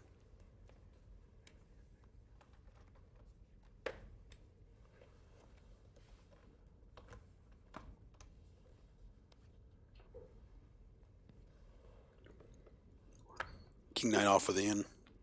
Four-handed. Very reasonable holding. I'm going to pop it. 55.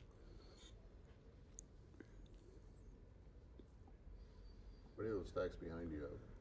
They're fives. Five stacks. 5 million 250. top. It's $1 million on the bottom. Okay. And then whatever on top. Okay.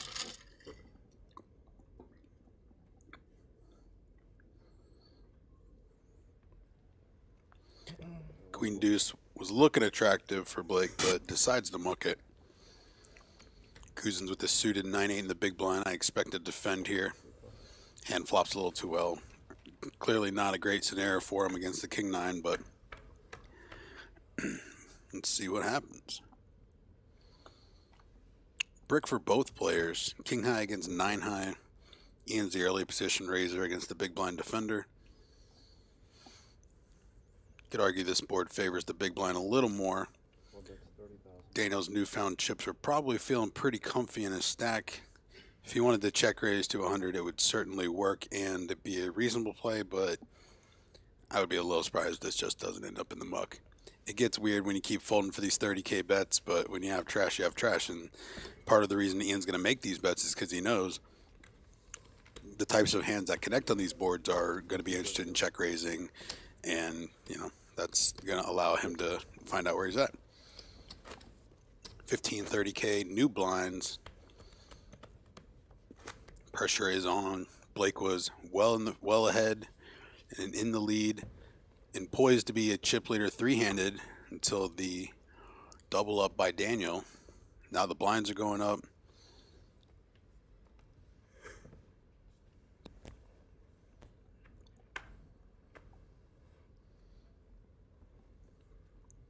Ten eight off up front. Down. Ace deuce on the button here for Johnny. Finds a raise. 85.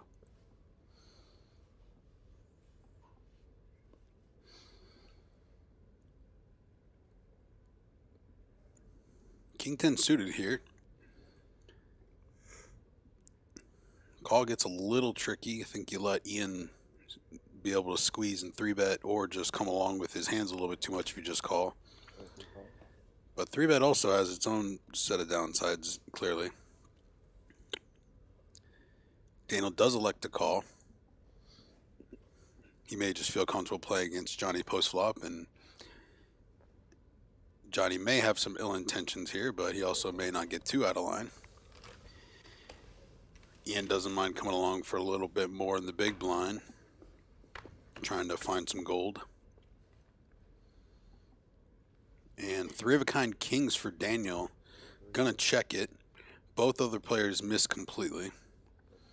Ian's probably just gonna get out of the way. We are gonna see a barrel fired by Johnny here. 75,000. Mr. Landreth gonna bet it. Now, you likely have the best hand here as Daniel. Check raise is fine if you do it. Call is also in play. Maybe you can let your opponent bluff a little bit. But as we see, he's over 99% to win here. Barring running aces, I'm not really finding any other ways. So he does elect to just make the call. Hopefully he's going to give a little rope for Johnny to hang himself. And just in case he picked up a flush draw to improve against his three-of-a-kind, but also, more importantly, earns the check mark. Anything he does from here on out is a win for him. Slow playing is going to continue. I think in Johnny's seat, he expects the opponent to have a jack a little more often than a king, but certainly not going to get a jack to fold on the turn, so he puts the brakes on. River bricks again. Not sure what else Daniel can do here other than put in a value bet. it's pretty likely your opponent has very little to nothing, so small could be justified, large could be justified if you had a reason to believe.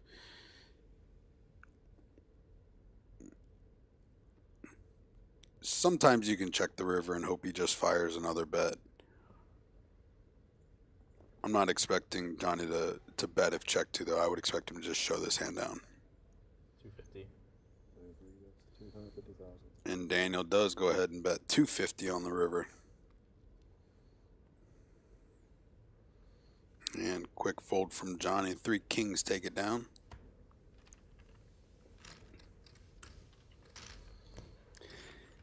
And all I had to do was complain about how bad his cards were, and just like that, we may have a new chip leader.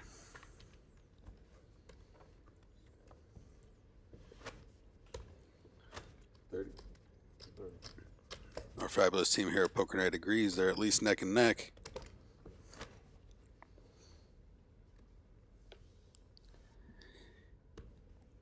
Johnny has not had many hands hold up recently.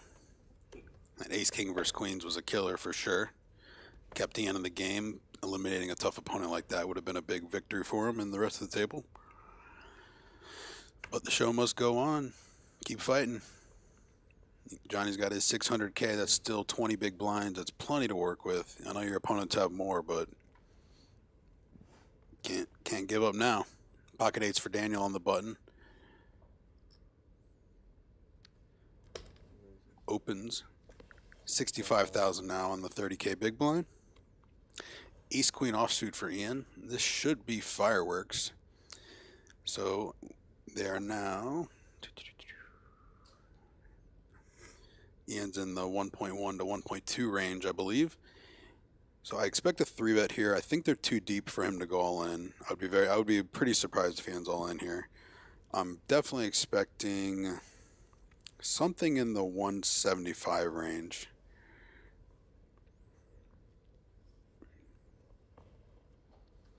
And does make the re-raise a little bigger than I anticipated, but 250.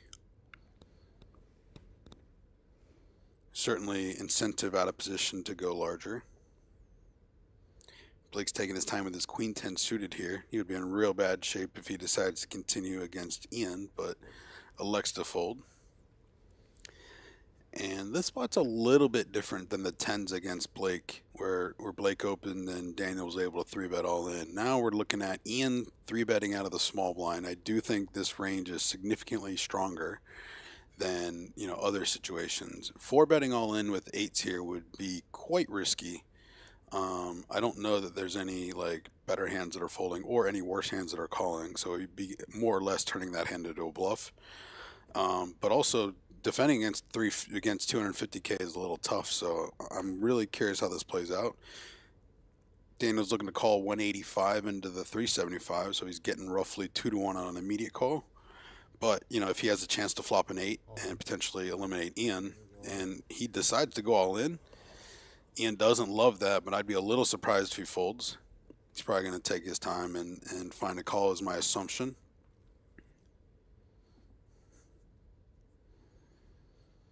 Tricky part here is he's probably not expecting Daniel to show up with a whole bunch of ace 10s and ace jacks, or even like ace 5 suited as other opponents may have.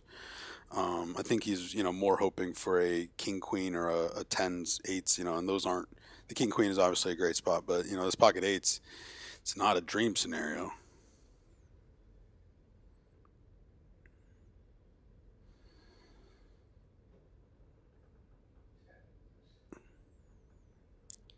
I think Daniel elected to move all in because of the size of the 3-bet. I think he didn't know how to respond to it. Puts the pressure back on Ian.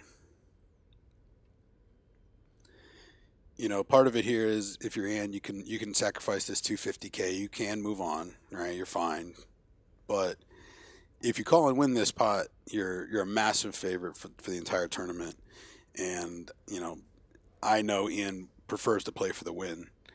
He's certainly not expecting his opponent to be just straight bluffing here. So that's kind of what makes ace queen tricky in these 4-bet pots.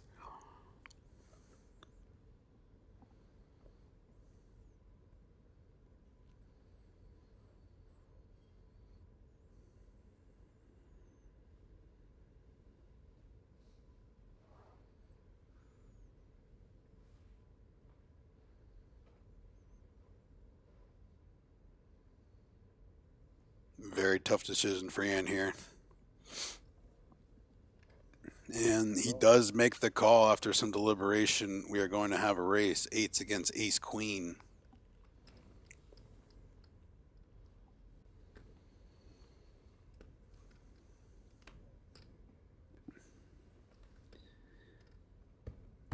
$2.3 million chip pot. Our new chip leader is about to be crowned. And we're going to be either three-handed or our fourth player will be very short. Ace on the turn for Ian. Big lead now. Fades the 8. Flipping ain't easy.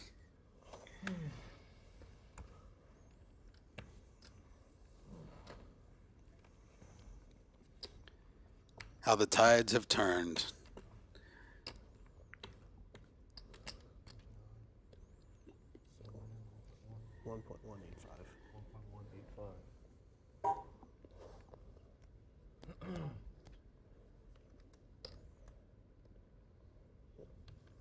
Director Charlie counting it down.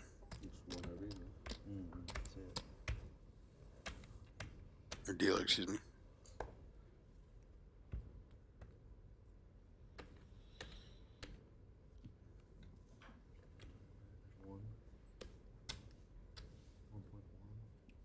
And just like that, Ian is 2.3 million. Blake's still hanging on 1.4, and 2 short stacks, 575K for Johnny, and Daniel down to 280. These are still playable stacks here at 30K big blind. It's, you know, it's easy to see all these big pots getting pushed to your opponents, but you know it's also important to remember to try to play your game in these scenarios and try to play whatever comes your way the best you can. It's also frustrating to watch Ian's face stack another pot for the umpteenth time. Love you, Ian.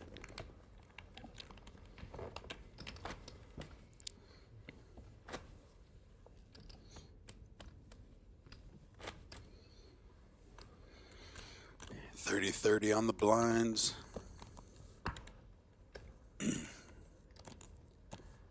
Daniel's likely only move is all in or fold at this point. He's got a 60K big blind and big blind ante coming up. He's going to have to factor that in. That's probably what he was just thinking about right now.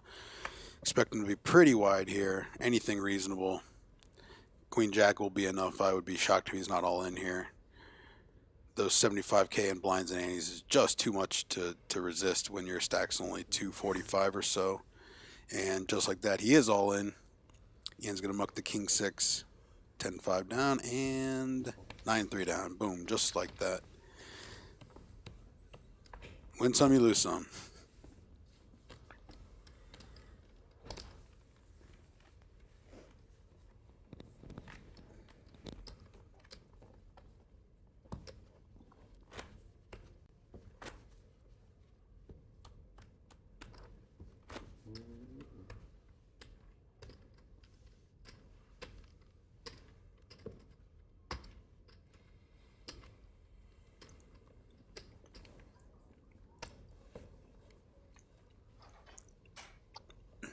Ian's going to start the action. Queen 10 offsuit, I expect it open here. You get to make the rules now. Both players are short. He's probably going to call if the big blind goes all in. The small blind is probably too much. Yeah, he's going to fold to a small blind shove here. And Blake is the annual wild card. 9-7 off, not going to cut it. Johnny mucking the 5 high, and the 9 deuce going to also find the muck. That's 60K out of the big blind, and big blind ante is going to be tough for Daniel.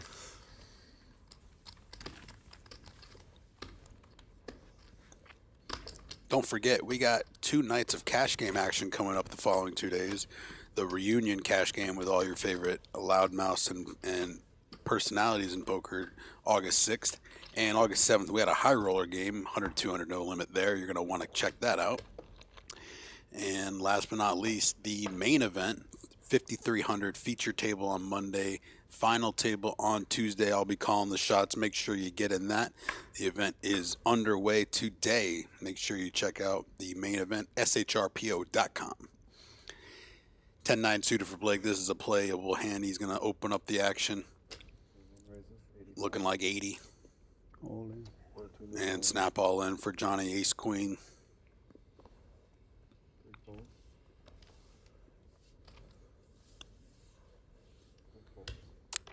Blake's going to see if he wants to gamble here. He knows he doesn't have the best hand, but he has a chance to knock a player out, and he's getting a reasonable price. Doesn't look like he's going to end up doing it, and I don't blame him, but he at least wants to make sure before folding.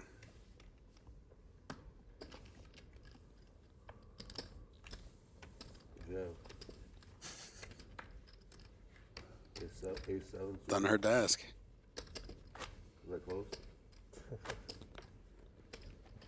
Well, it wasn't good as an ace king. Was it as good as an ace king? That'd help you. No, Sounds it like wasn't Ace ace king's king. pretty good, Sounds right? like King Jack. A little bit less than that. Ace queen. Sounds like ace queen, Ian. Where do you guys get these hands? This ace eight. He's All in. such a good idea before. Oop. Ian got serious all of a sudden. Oh, he's waiting his turn. All right. Nope, 10 deuce. Now he can do it. Ooh, I expected Johnny to show this ace eight. Thought he was gonna do a little advertising there. Since Blake told him what to do, you know.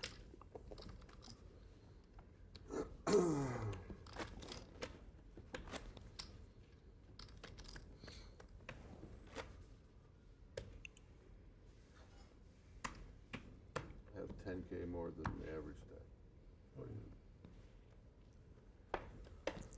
That's a weird thing to say, isn't it? Only 10K more than the average. Ian's absorbed most of the other two players. I feel I got a big hand here. I haven't looked yet. It feels big. It feels heavy. And Daniel, ace nine suited. This is definitely an all-in for him. A lot of ink on the other side of the cards. And he does, going for it. 10-9 for Ian's going to find the muck, I imagine. 250K or so. And the 7 high, he's going to get a fold, seals the blinds. Look at that, 75K, he's so excited.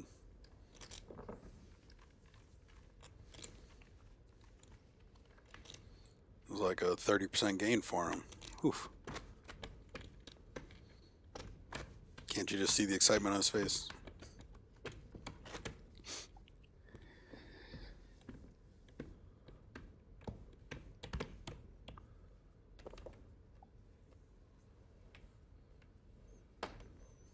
Johnny picked up a few pots. He separated himself from Daniel.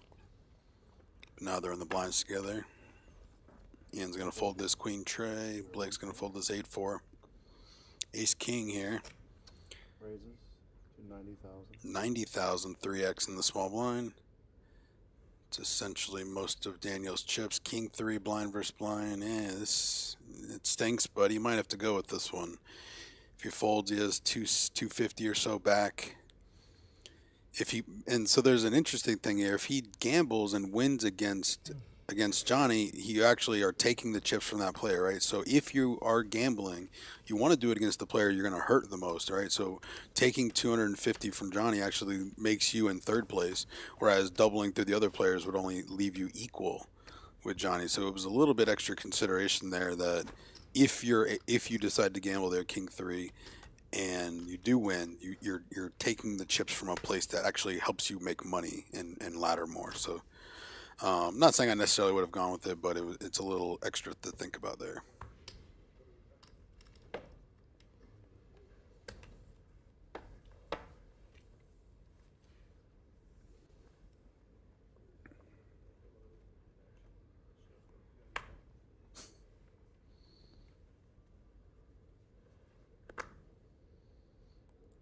King Jack for Blake, certainly going to play. Just a question of how much. 60 to go. 9 high for Johnny in the muck. And ace 6 down for Daniel. That's a little bit surprising. And ace queen in the big blind for Ian. This is a very common situation you're going to run into. He's a little bit deep, and he is going to just defend. I was going to bring up defending might be exceptionally in play here, and sure enough, he does. Keep your range wide, trick your opponent, and sometimes flops like this happen. King Jack's going to outflop the ace queen. Blake, sometimes Blake checks a king here, and he's going to actually go for the Ian small bet, which Ian is going to enjoy because Ian has the type of hand that doesn't mind a small bet here. He's going to definitely call this 30. He's got a backdoor diamonds, backdoor Broadway. He hits an ace, he almost certainly has the best hand. Also, if he hits a queen, he's going to lose a little more, so there's some negative implied odds, but he doesn't know that right now. He knows that a queen is going to be good a reasonable amount of the time when it hits, so this is an easy call for Ian. And Blake is like, I wish I bet more now. 8 pairs on the turn. Ian checks. Blake almost certainly knows he has the best hand. He knows Ian has an 8 occasionally, but especially versus his 30, he kept the ranges nice and wide on the flop. There's a lot more 7s. There's a lot more random straight draws. There's a lot more random ace highs that Ian's going to be involved with because he bets so small on the flop. So because of that, I think Blake certainly expects to have the best hand. But does betting accomplish a lot on this street? It might not. Ian's not going to call with worse very often unless he's got those one pair hands and whatnot. So I don't mind Blake's check at all. I expect Ian to bluff here, and I expect Blake to call him. But Ian also could win at showdown with ace queen high, so there's some incentive for Ian to just check and try to get to showdown. I don't think there's any reason Blake's going to check here. I would imagine Blake's going to fire a bet. He has the best hand a vast majority of the time. And I don't really expect Ian to get out of line very often here. It certainly would be a good spot to check raise. And he does check. Wow, that's a very tight check by Blake. A little surprised to see it. He wouldn't have gotten called for sure, so a bet would not have worked. But that was definitely a spot where I did not expect a check, and some value could have been left on the table there. But again, I could be wrong. He could, bet the river, and Ian could just shove it in his face, and I could look like an idiot. I'm going to guess that probably wasn't going to happen, though. Updated stacks. Ian's still at 2.2. Blake's still at 1.3. Other short stacks hanging in there. I mean, the fact that Daniel has 250K is probably playing into the fact that Blake checked there. This one doesn't feel that big yet. How did the last one feel? You didn't think, yeah. By checking and seeing more hands, there's certainly a reasonable shot Daniel gets knocked out in the near future. You were wrong the other time. All right, action time for Daniel. King 6 suited on the button and in the small blind. Kind of a weird spot for Ian. I don't think he's going to be able to call. And ace jack suited for Blake. Gonna get some action here. 63, 37, right 2-to-1 scenario. I had clubs. Do you have any spades? He had 2 spades. Blake looking for a fair fight. But he's got the ace high. And he does flop an ace, but unfortunately it comes with 2 hearts. Flush draw for Daniel. Safeguard on the turn for Blake, and river card. And Daniel is our 4th place finisher. Great game. Started off a little slow. Was able to build a stack, but didn't work out. Had some tough beats along the way. 28,000 for his efforts for our 4th place finisher, Daniel Cousins. 3 musketeers remain. Pay jumps. New 3rd place finisher, 46,000 guaranteed, just shy of 47,000. I don't think they have it in here. Well, I mean, I could get some. About 200 and change for our remaining 3 players. Yeah, I don't think they have 107,000 for the win, 74,000 for second, 46,000 for third. Johnny's in 3rd place. He's going to need to get some action going if he wants to avoid that 3rd place finish. He's our big blind to start the hand. You were in good shape that hand. I had king 6 of clubs. Yeah. Yeah. Professional of Ian to not mention his king 6 in the muck while the guy was sweating for his tournament life. Very, very respectful of him. No reason to kick a man while he's down. Let him leave carefully on his own terms. 9-8 off on the button for Ian. Rangers are going to open quite a bit now, three-handed. They're going to both be looking to put a bunch of pressure on Johnny, the short stack. And this is why. 7-6 going to defend.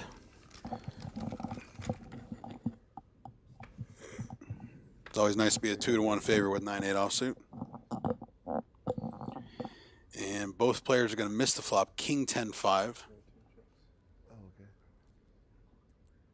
Flop bet here will certainly win it to my expectations. That's easy to say from the booth, though. 50,000. Ian didn't fully downsize, and either way, gonna be enough. Accumulating.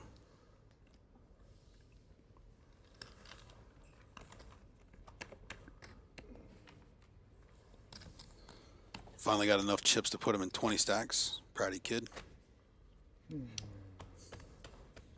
Hopefully there's no color up coming up.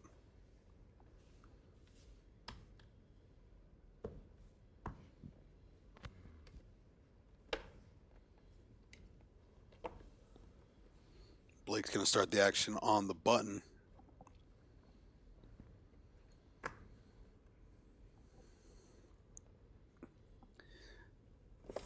I'm going to let it go, and Jack 7 also going to give a walk.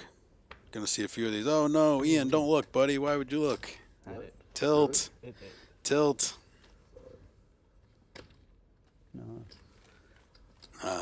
Maybe you got to scare your opponents. Tell Johnny he made a good choice by giving you a walk. Increase your chances of getting one again in the future. Ace Jack suit is not that much worse than Ace King. What's that? Ace Jack suit is not that much worse than Ace King. I'll do the complaining around here. Johnny's like, listen, young man, I'll do the complaining around here. Top 1% in a tournament. I mean, I meant for 2 bullets. 2 full. I think you're okay. Jack 10 offsuit for Ian, blind versus blind. I would imagine he's going to go for the limp. He had been going for that prior, and it had been the established blind versus blind protocol. Blake with the Jack 9 suited behind. Very similar quality hands. Going to a flop.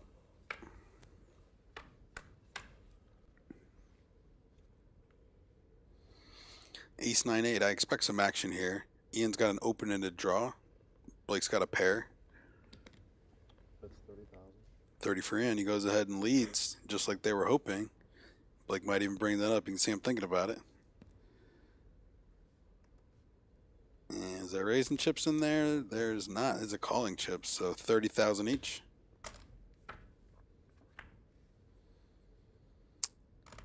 And Ian is either going to go for the check call here or the bet turn and likely bet river. I doubt he's going to bet turn and give up, but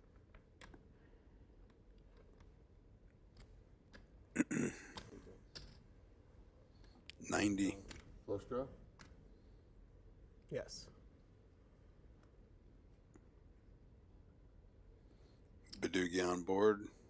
Blake trying to get a read.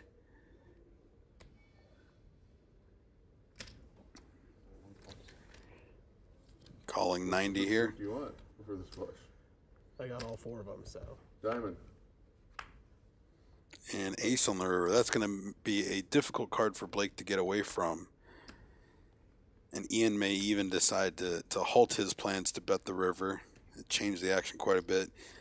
If he was targeting a 9 or an 8, those hands are much less likely to fold now. There's only two aces remaining. So this story that he's selling about having an ace here is not as credible as it once was. Also, all the straight draws missed and whatnot. So Ian does go ahead and give up here, and he's sad about it. But unfortunately, the deck did not cooperate. Thought you wanted diamonds. Thought you had a flush draw.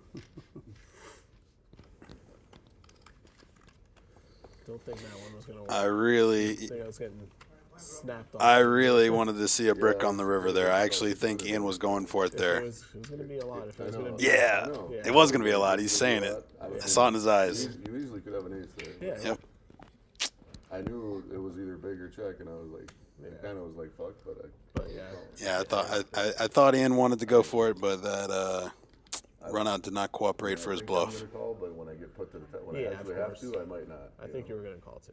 Yeah, I think I was, I think he was too. but I might have chickened out.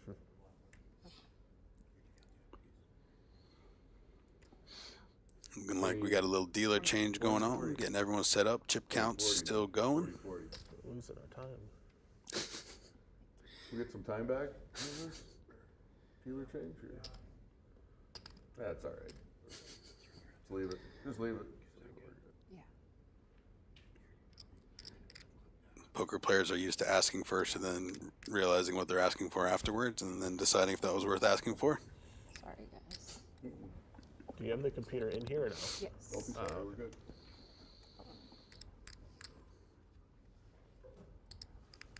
We already decided none of us keep playing, but I still do a little.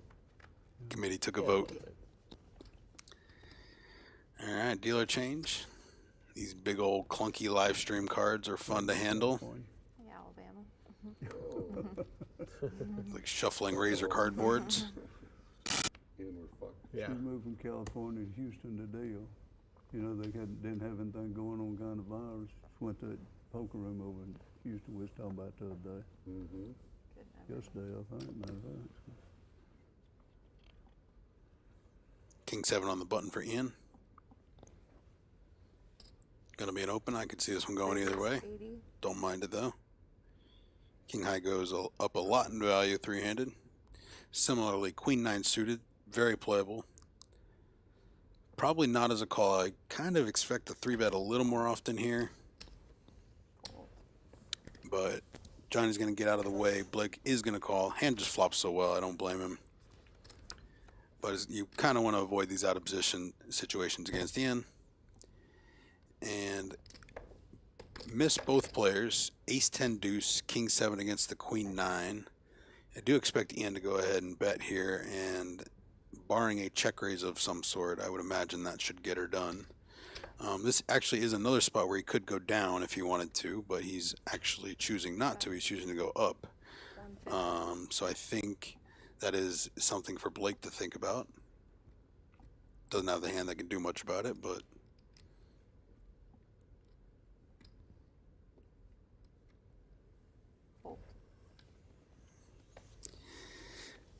in a way, at these final tables, you kind of form these rhythms where you're min betting and you're doing this, you're doing that, and on the other hand, you know, it's important to kind of realize you are playing a game with humans, and there are human elements, and mixing it up and adding a wrinkle to otherwise easily solvable thought processes is actually like kind of very valuable and something to consider.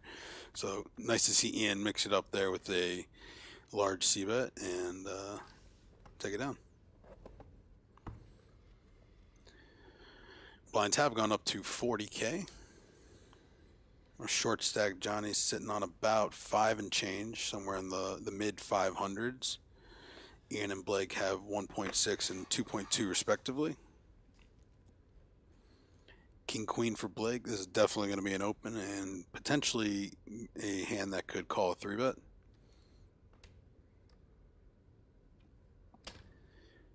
Call 40. And we have a button limp with King Queen. This is fun. Certainly something you can mix in three-handed that's a little different. Ian Ace 5 suited. Part of this might also be he may understand, you know, Ian is a top flight pro, and you know, raising Ian's big blind is a little riskier than it would be otherwise. So maybe he's going to mix in some limps and while he's the button, try to play a little pot control. You know, having King Queen as a hand here is a very complicated thing as an opponent. You certainly don't expect it very often. But in this example, he could have gotten a pre-flop raise and instead is getting a flop bet for something that is either equal or smaller to what could have been. So Ian does peel one off with Ace 5 against a hand that he wasn't expecting to see and gets a turn card that changes a decent amount. 3 gives Ian an open ender. Check. And Blake's going to check this King Queen. A little bit interesting. Board runs out complicated, but bricking both players. Front door flush draw gets there. Back door threes pair. Kind of imagine Ian's going to bluff here, and I think Blake's going to snap call. In situations where there's a flop bet and a check back here and heads up, I think Ian's going to want to stab a decent amount, but also he's maybe ace high is good, so maybe he tries to check it down. I don't expect a check call. If Blake bets here, which I expect, Ian's probably not going to call ace high unless it's extremely small. But my guess is Blake's hand is a lot better than it should be, according to Ian, and I think that's fair. So I think Blake is betting an amount that he's hoping gets called. 75 is fairly small. I don't think Ian's going to find a call here, but he's definitely going to put some thought into it.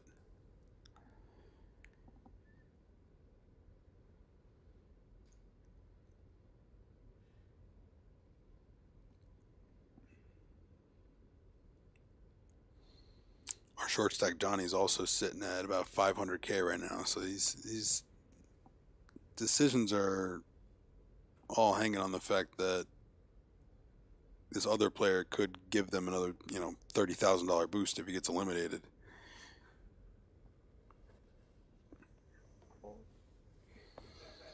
Ian does find a fold. I think mostly Ian was considering his check raise options.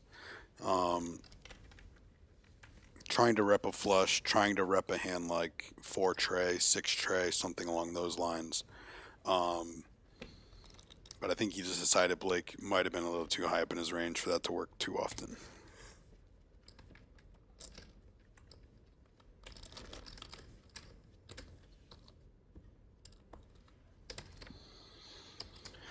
$100K in orbit to pay the blinds and annies. 40-40 with a 20.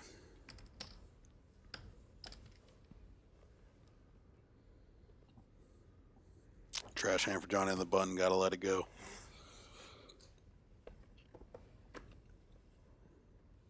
Six-two suited in the small blind.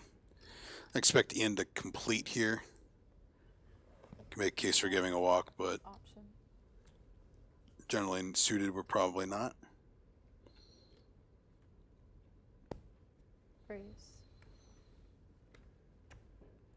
So now, similar to the tens before, it's a little interesting. I'm wondering if Blake is hoping that Ian saw the tens before when he made a very similar type thing in a blind versus blind.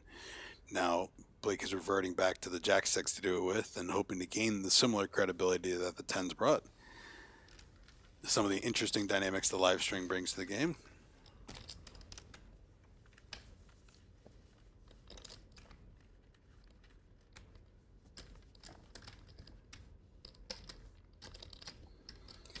Blake has definitely done a good job accumulating three-handed, shortening that lead Ian has by only 100,000 now. Both players are definitely hoping Johnny gets it working here pretty soon so they can worry about taking each other out and getting the full amount.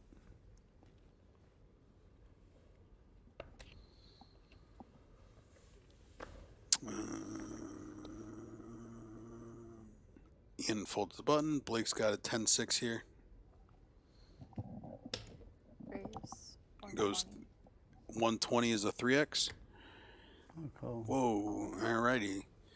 120K gets called by Johnny with the 8-5. He's really trying to hit a flop. Huh? 120. Well, I mean, you know you're going to put it all in on the flop regardless, right? Heads up.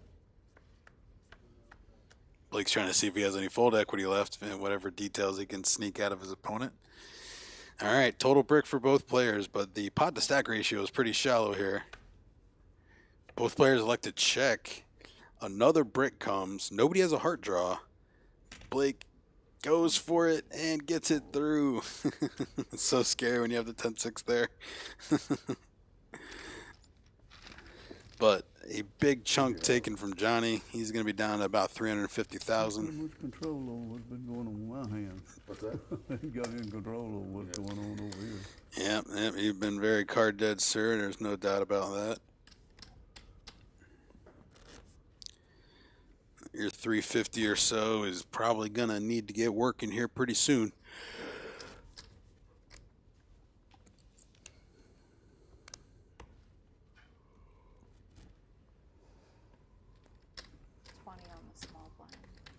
One more chip. No, that's right.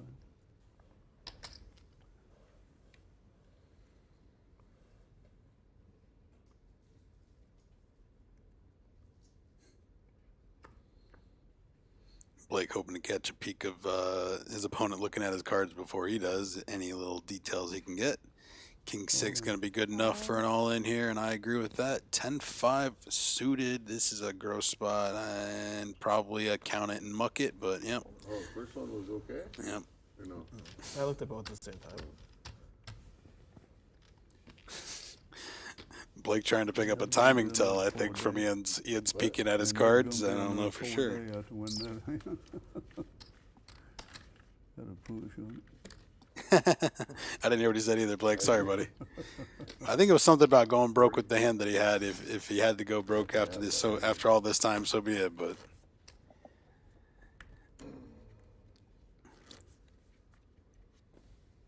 You're like 1.8, right? Or so. So this is 1.6, right? That's Or was it 1.7. 1.7.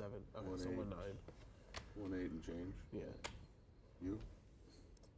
Like 2.2. Yeah. all right, King Jack suited is going to be good enough. I think we're going to get it all in here for his 450 or so. Doesn't move his chips in the pot because it's about as good a hand as he's seen in a while. He's not expecting to lose. Takes it down. And just like that, gains 100K, and he's got to pay 80 of it right back out. Nowhere to run shorthanded.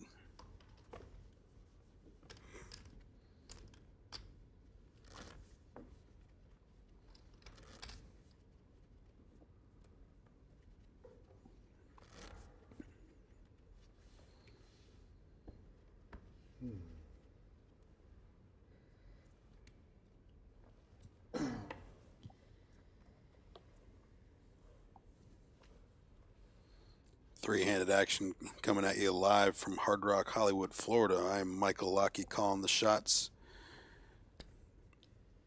Raise 80. Event 29. No limit hold'em, $2,200 no limit. Three-handed action continuing. 107,000 for the win. Hold. Call. That's up. And Ian's going to open the King 3 and get defended by the King 5. Let's see how this plays out. Sharing cards kind of benefits Ian because both players are less likely to connect. Ian's going to probably win post-flop pretty often here. This 5, being a gut shot, might change things slightly for Johnny's opinion of his hand. But I think Ian's going to want to fire here. And I think this is going to win a reasonable amount. 40 may not. A little small, but that's to be expected. That's how Ian had been navigating those situations. So now this is kind of the tricky part. Ian does believe Johnny's got something. He doesn't have nothing, right? So how many of those nothings are going to fold here? Well, the 6s and the 4s are not, I don't think. But some of the other nothings might. King 5 is not folding, as we see. There is a reasonable amount of chops still involved, other than a deuce. That being one of them. So they do have King High with 3 of a kind. Check. And check goes down.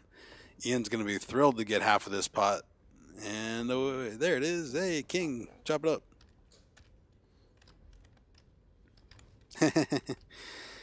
Yeah, calling the turn was a little aggressive by Johnny. Not sure I would have recommended it. I was thinking about saying that. Definitely could make a case to get aggressive with it, turn into a bluff, maybe lead all in on the turn after you call the flop. We checked the river. What? We checked on the river. I know, that's what I'm giving you shit. Oh. But I'm giving you shit, but I'm saying I'm checking too. Oh, yeah. I'm not. Yeah. Just talking shit. Yeah, neither opponent expected Johnny to show up with King High there for a gutter ball, so Let's give up. Blake was being an observer there and expecting Johnny to have a hand that could call at the end and not fold on the end. So both players were a little surprised by that. Hungry. a nice hot dog right outside.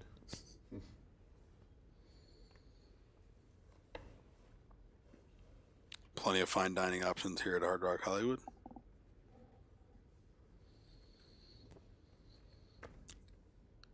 Eight high for Blake. Fold. Gonna let it go. Same hand for Johnny. Call. Gonna call. Ian with King Jack in the big. I would expect Ian to either put in a raise or put in an all-in move here. His hand rates to be the best hand almost always. Go ahead and chipping down a little more on Johnny is very valuable. Fold.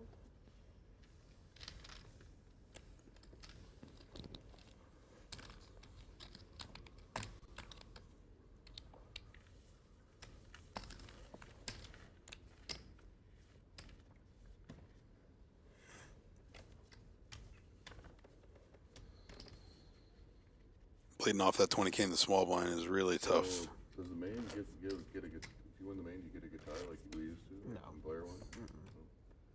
Just the You get a trophy guitar. What? The trophy is like shape of like the hotel. Oh, it is? Yeah, Oh, it's really cool. It's not a guitar. It's not an actual. No, not anymore. Or the main event one isn't. It's Like big, this right? one is. Yeah. This one's Is like that. the guitar This- pick. This one is Yeah. The main event one is like a replica of the hotel. Oh, really? Yeah. Like the Win has their. Yeah. It's a really. The Nice coveted Seminole Hard Rock Poker Open trophy. One of the most coveted trophies in the land. Call. Option. Call with the Jack 10.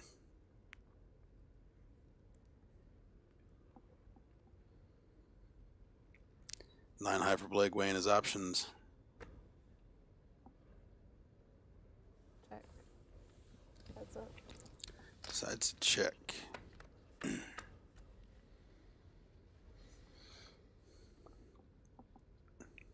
All right, this flop connects with Blake pretty well. He's got bottom pair and a gut shot with his 9, but Ian has an airball otherwise. Bets his 40. The 9 would be an interesting card. It would give Ian an open ender and give Blake 2 pair on an otherwise 4-liner board, but that's just the announcer's dream, so Call. can't expect that. Reluctantly.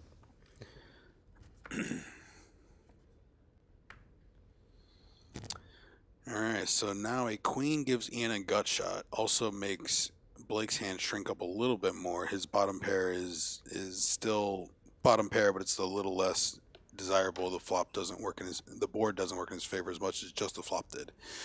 I don't know that he's going to fold to a double barrel here. It might take 3 from Ian. Looking like about 200 here.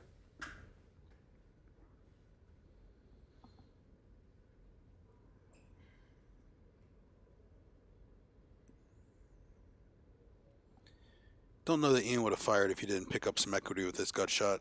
The queen certainly is a scare card that Ian could have as equally as a jack or a 10.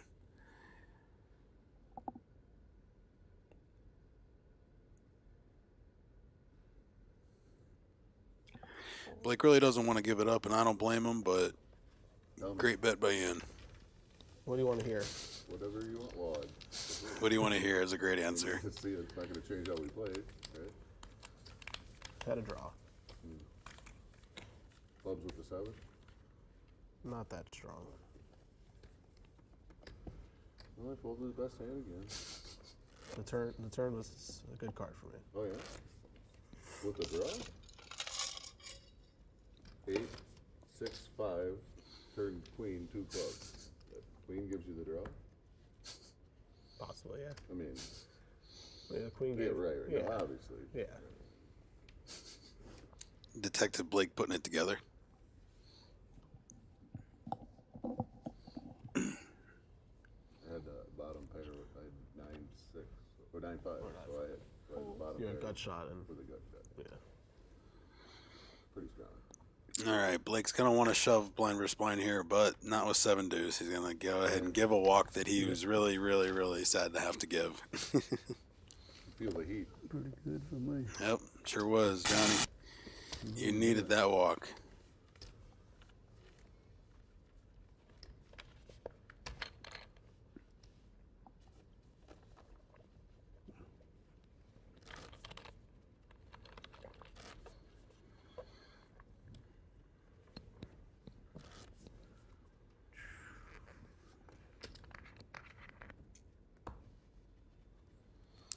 big shout out to tournament director Jason Heidenthal, Bill Mason, Tony Burns, and all the other staff here at Seminole Hard Rock Poker, making it happen year in and year out. Always one of the best places to play. King 10 for Blake. Definitely going to be an open. He might even need to call if Johnny has a hand that can go all in. So as a way to maybe prevent that, he's actually going to limp, and that's going to prevent Johnny from surprising him at all. And in a way, keep Johnny involved. So now we are potentially through ace to a flop unless Ian gets out of line here with the 10-4.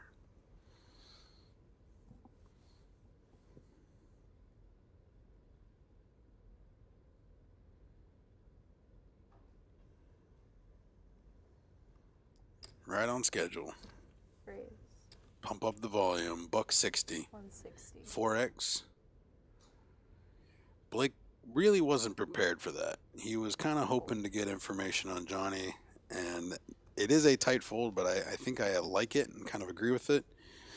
If you're going to limp there, you're certainly repping different kind of hands, and you know, unfortunately, the next bet is not going to be 160. It's going to be a little more. So if we miss this flop, we're going to have donated that 160, and you know, it's certainly a little tight. But Ian picked the spot pretty well and got it through.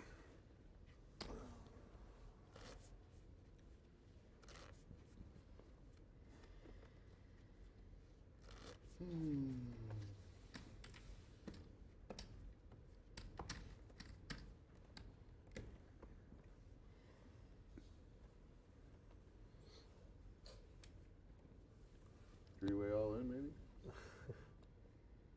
Yeah, Blake, let's do it. So for the cards. Bun's going to fold. Ian's got the 10 tray. Still giving no walks on the day.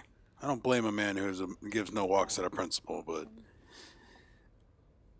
10 tray, very, very speculative. Blake with pocket trays.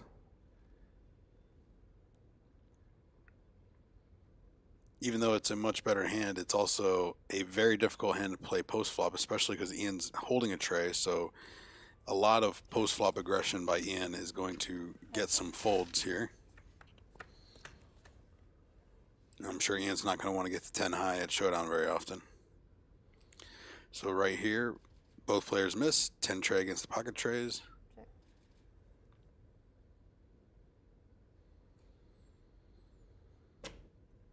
Blake's probably trying to get a free river card with this bet. He knows if he gets called, he's not going to have the best hand most of the time. Hopefully he can find a tray on the turn or river, and then he can play a big pot.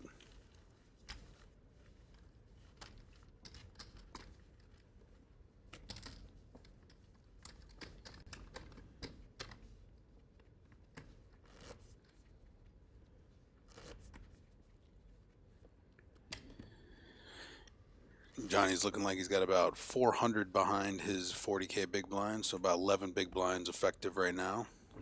It's a workable stack, but it certainly feels quite inferior to the two opponents. A little more. Oh yeah, No, it's six stacks. Of yeah, I thought it was 7. Taking inventory every hand like they're supposed to.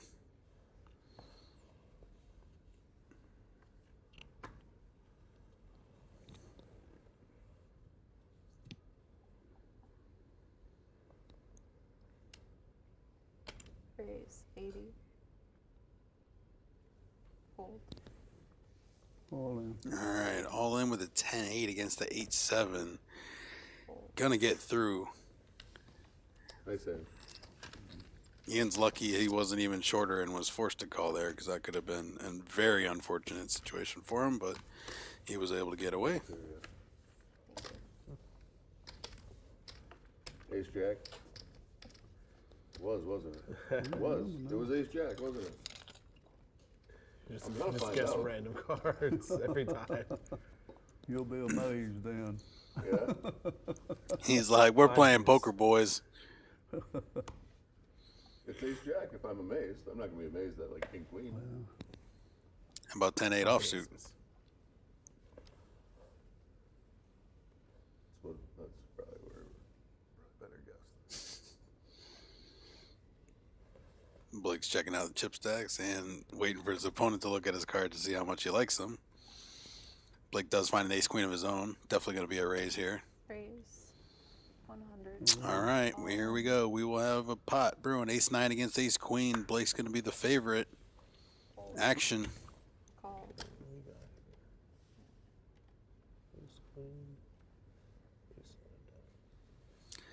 And 70-30 favorite for Blake. Queen of spades. Johnny's at risk of being our third place finisher for 46,000. Card and queen of spades. If he doubles up, be right back in the mix. And a brick on the flop for both players. Ace queen high against ace 9 high. That would end it.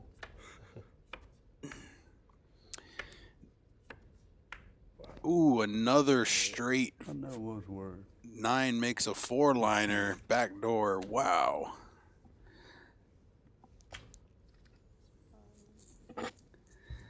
No shortage of beats on this table. No justice. Ace 9 doubles up. Making a straight on the river. 575. 575. Yeah, you get lucky sometimes.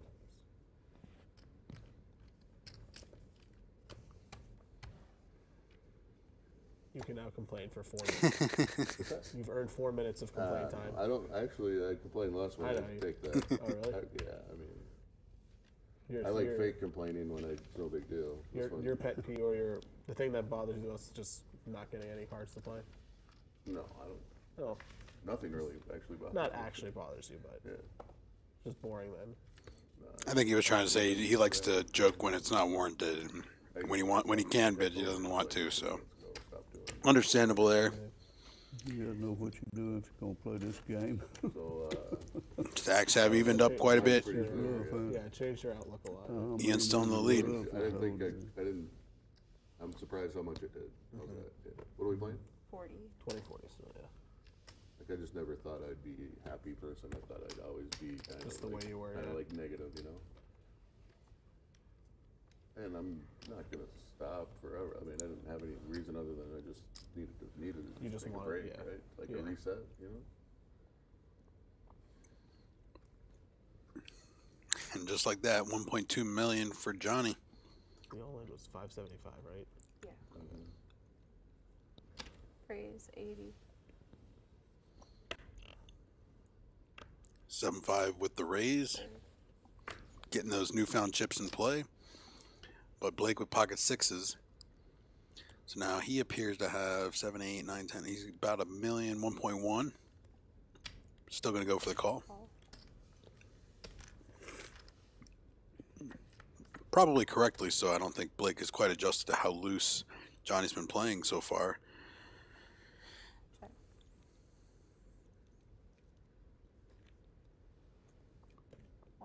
And fires 100K here. Definitely not an easy call. Wouldn't be shocked if he laid it down, but looks like he's got other intentions, turning it into a bluff. Check raise.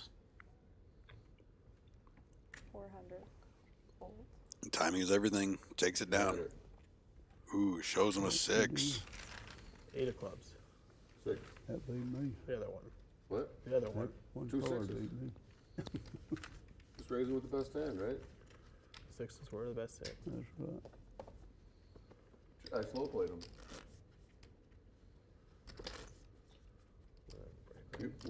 I won one, you won one, right? That's right. It's about even. Good job. Equity. The battle continues. Chips are flying. Just heard my hourly rate, that's all.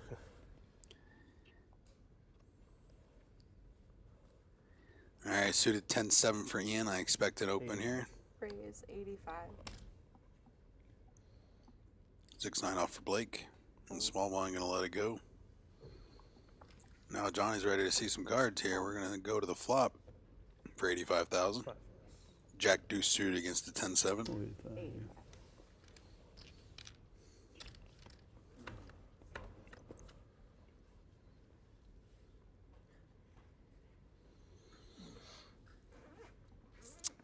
This is the board I expect Ian to fire a C-bet on, unless he's getting some information from this little exchange here. Johnny making sure his hand's as good as he thought it was. Flopping that jack piece. Oh, little lead out. Big bet coming. I want this one. Give it to me. 225. And Ian gonna be let off the hook here. He wanted to light another 75,000 on fire, so maybe a little less, but Johnny didn't let him. Heads up. Good. My favorite level. 25. It went to 5-5. It's easier to count how many big blinds you have now. I noticed that the other day they were doing that.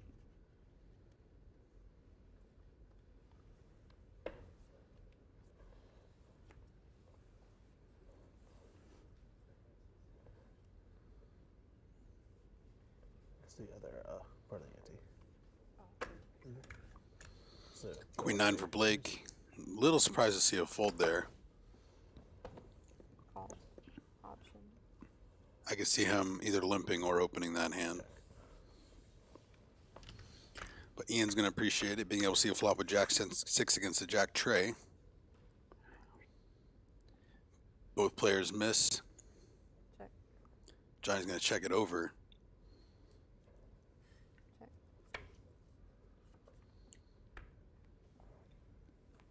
Deuces pair. Time is it? Check. Check, and high percentage of a chop. That one included. But 75. aggressive bet on the river. Ian's going to let him have it. Picking up another one.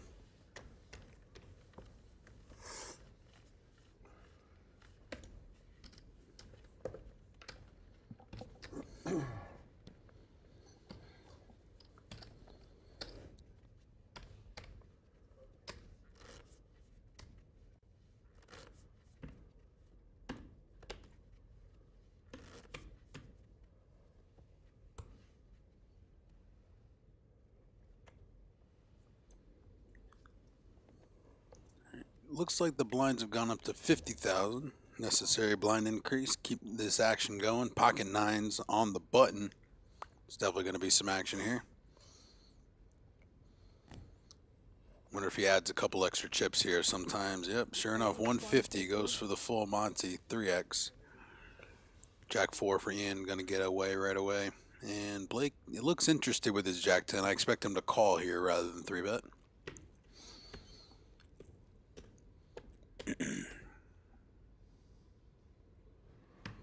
Call. And sure enough, it is a flip. Nines against the Jack 10.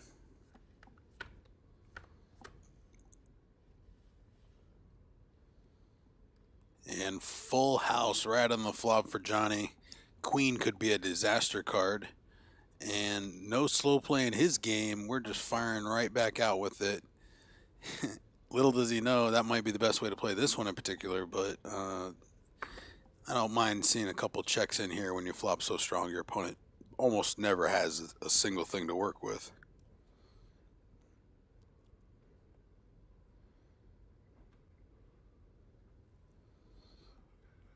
Blake looks interested with his gut shot. Going to call it minimum, sure enough. And like I said, Queen would be a disaster card for here. Blake would love his hand, and it would not be able to win. Eight's going to give him a couple more options, and there he goes. He does go ahead and get the check just in case the Queen comes. Unbelievable. Gets Blake's gut shot. Full house for Johnny. This is going to be fireworks. I think the backdoor diamonds aren't going to concern Blake very much. I think hearts may slow down the action. But the only thing that's going through Blake's mind is how do I get the most here? And he's going to go with 200,000. Raise all in. And Blake is going to be sick to his stomach. Gets his dream run out. Makes a straight three-handed at the final table. So sick.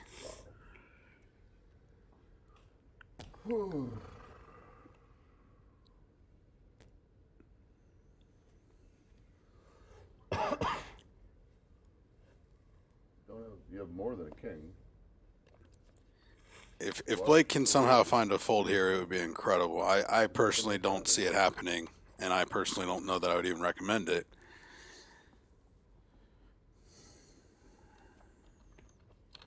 I have a straight. Believe that? Or no? You believe I have a straight or no?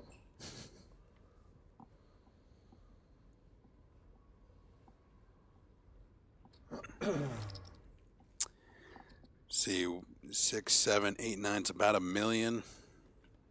It's gonna leave him crippled. I mean, you got a monster.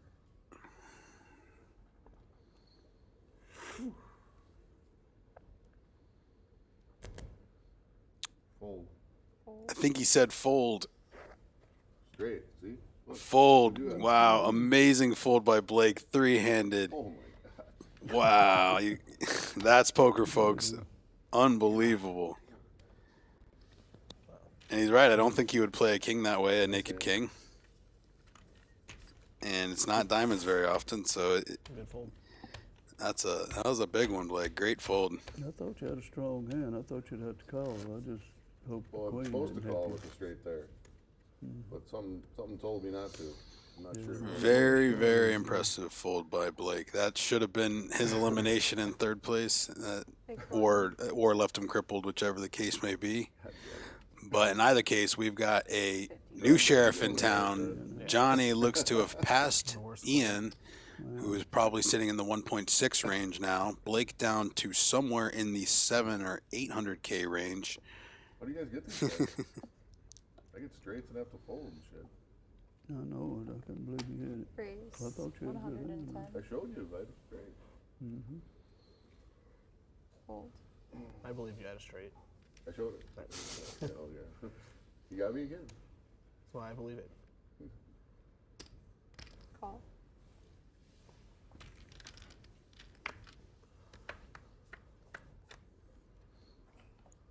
All right. Ian opens up the Jack-5 defense with the Jack-Deuce. Flush draw for the Jack-Deuce. Gonna lead it right in here. 150. All the confidence in the world right now, running hot.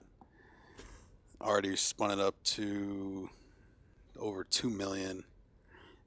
Ian's annoyed. He's just gonna have to let this one go. There is a case to make a raise here. I don't know that this is the opponent we want to be testing right now, but you can make a case for it.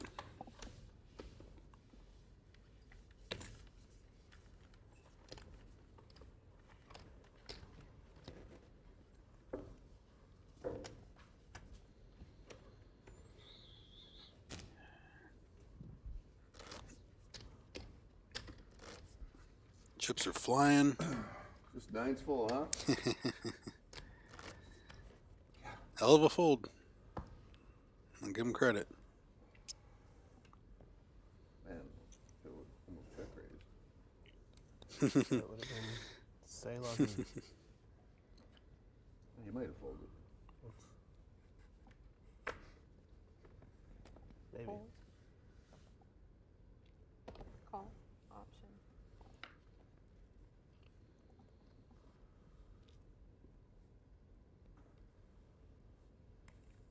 Raise.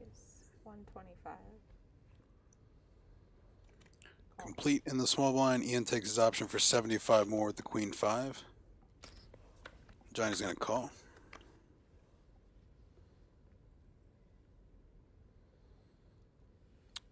Complete brick for both players. This is what Ian was hoping to do last hand. 75. Fold. Just bob and weave his way through the field of both players missing and accumulating the ties, if you will.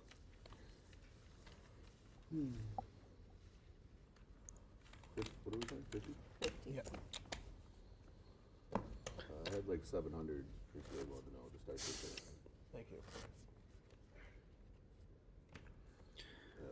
Blake with around 14 blinds. There might be some all-in blind versus blind, Ian versus Blake in these scenarios. So Blake doing the courtesy, let him know exactly how much, save some time. 40 or something. Something like that.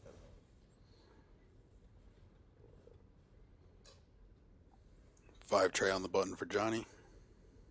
Fold. Lays it down. 6-9 suited for Ian.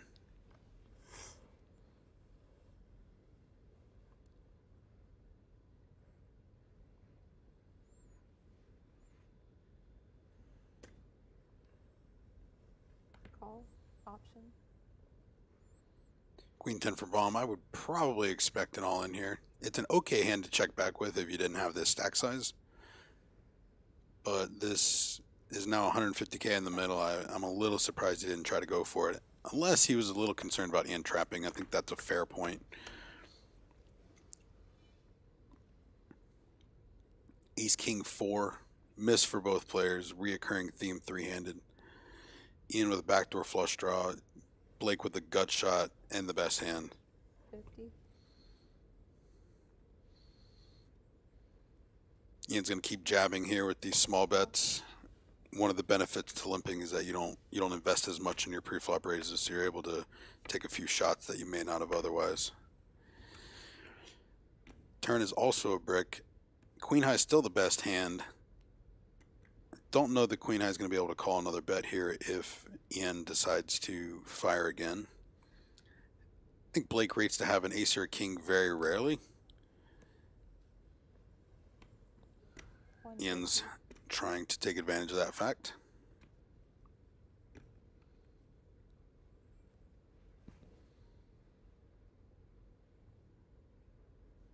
Blake looks interested in being all in.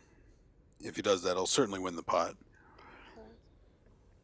And decides against it. I think folding's a little bit better as an overall practice.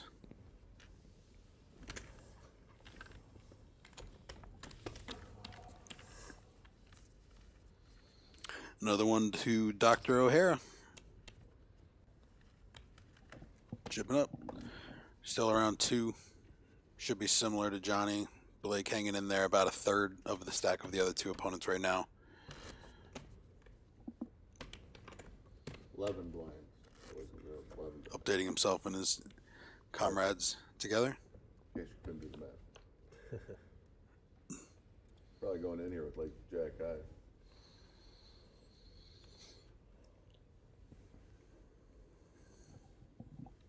Generally, when people say it's going with Jack high, it's not going in with Jack high, but that's another story for another day. King 9 on the button for Ian. Expect an open here to 100. Raise. Sure enough. 100. Fold. Bond with the 6 high, gonna let it go. Jack Trey looking for a defense here. Probably not something I would advocate, but you know, it's really tempting when it's only 50 more for a min raise. A lot can happen on the flop. 8-4-4. Check. Both players miss.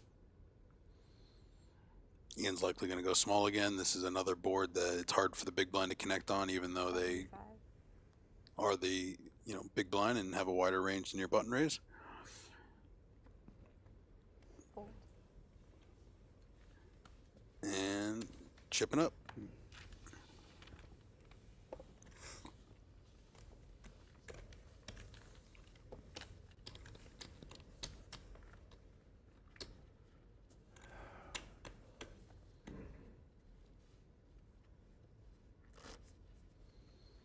Lots of action at this table, just like yesterday's. Hoping we got more action throughout the weekend and into next week. Come check us out here at the Guitar Hotel. Oh. Dealer got to find that cut card. He's too much out. You're only the small blind. You're only the small. You get to keep 75,000. Oh, he buys on the blind. Appreciate that. I might need that after a while. You might need that. Maybe not though. Might not need it. Maybe it's a I could permanent. use it. You're gonna put it in now, anyways. All right, three-handed. Blake's sitting on about 700, and Queen 7's not looking very good for him. And maybe closer to 600. Those blinds are eating him up. Fold. Gonna let it go. King 6, Raise. 100. bump it up to 100. I think I would prefer a little more from the small blind, but Ian's getting a nice price here from in position. Happens to be dominating his opponent as a benefit.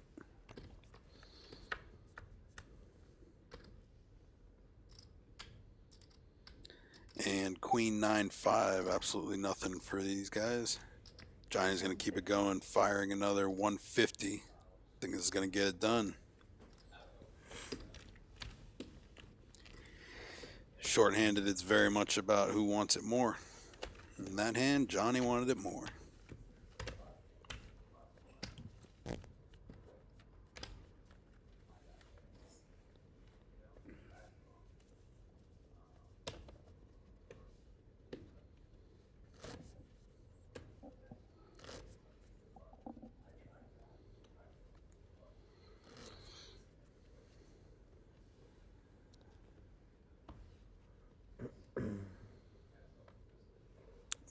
All of these players have been playing fairly cautious recently. We're all kind of establishing some, trying to see how it goes from here, kind of waiting each other out a little bit. Blake had been patient prior to a couple beats he took. And Blake just mucked his big blind by accident, and that complicates matters. Yeah, get him back. Yeah. 100. And the button just raised to Right. Okay. too small, so now we got to correct him up to a full raise. All right. Ian's got the queen 5 here. Blake's already folded out of turn. Johnny didn't raise the right amount. There's a lot going on here.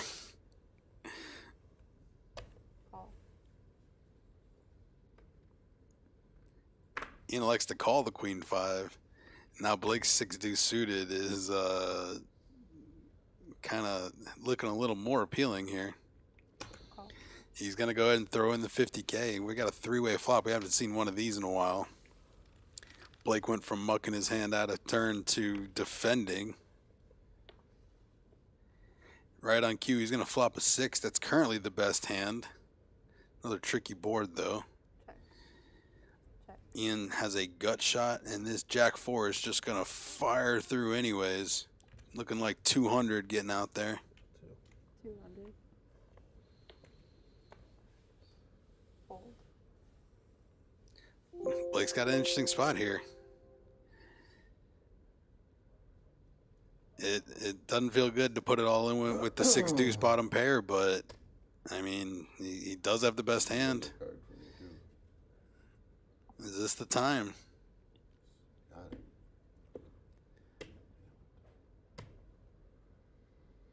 He really does want to. I don't blame him. But he's going to let it go. He believes him. Ace high? Ace jack high. Of diamonds. Diamond, ace jack of diamond. Second what I had, ace jack. Well, that 4 of hearts does look a little bit like an ace of diamonds. Maybe Johnny misread his cards. Who knows?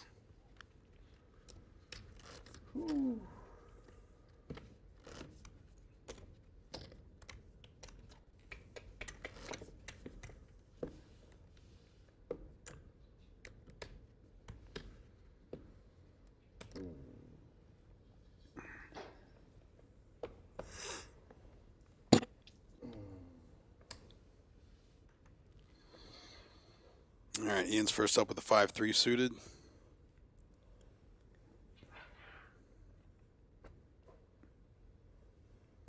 Decides to limp in. Underutilized button option 3-handed. Blake trying to sneak in and see a flop. Johnny's going to let him with the 10-5. Not a lot of quality holdings right now.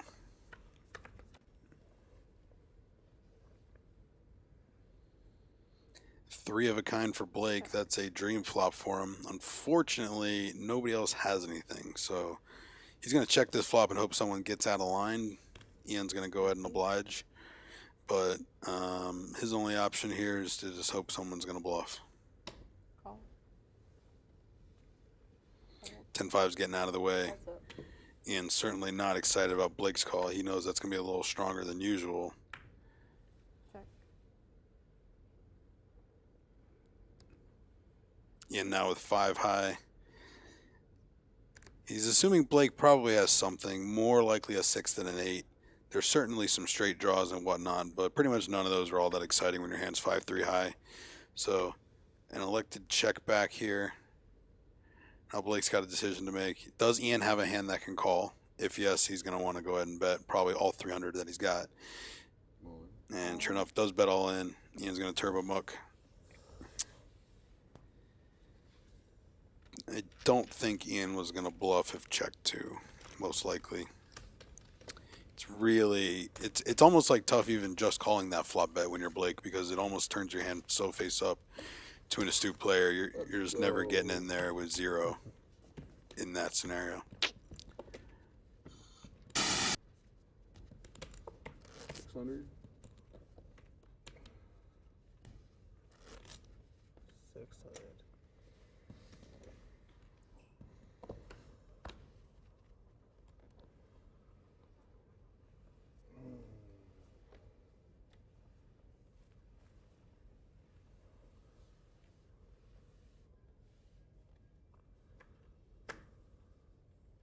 Fold. Call. Option. Check. Check. And Johnny's going to limp the king 7. Ian's going to check the ace 5, heading to the flop here. Okay. Pretty dry board for both players. No one has much. King high or ace high could be the best hand. Both elect to check here. I could see Johnny making a bet here with his open ender. Be a little surprised if Ian makes a call here. No hearts. He's making sure. Yep. Let her go.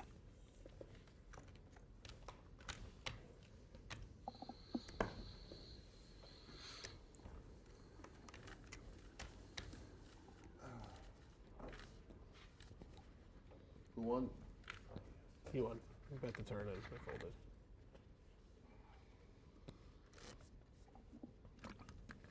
But I thought this win one each type of bullshit. Now you're just winning every hand?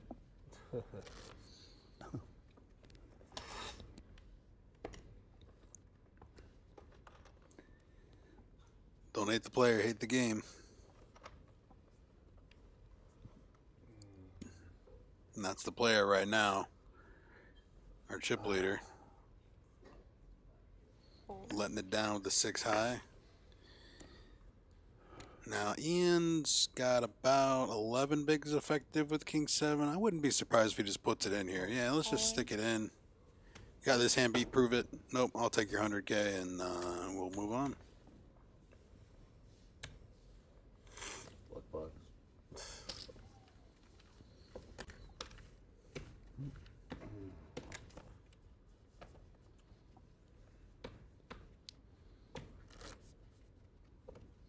At this stage, every pot matters.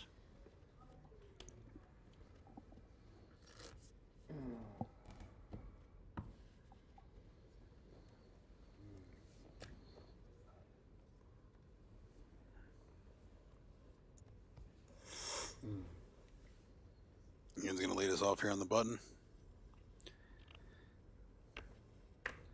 Might expect Ian to not open with any hand that he can't call Blake's all in with. Blake's getting kind of shallow here, 475 or so. I wonder if Ian may not have had an open, or a hand he could open with that couldn't call this all in here. And ace 4 all in, small blind. Johnny's got jack 10 in the big blind. This is a hand that we might see some action with, but nope, lays it down, jack high. Don't mind it, but definitely could have been a call there. Would have been a slight lead for Blom, but a shot at getting heads up with the chip lead. I'm not sure everyone would have folded that one.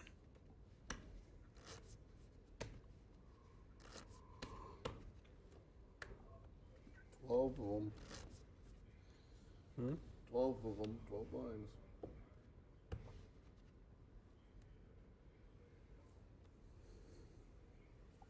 Somebody's got to call 12 blinds for now. Till those blinds go up. I got you, don't worry. All right.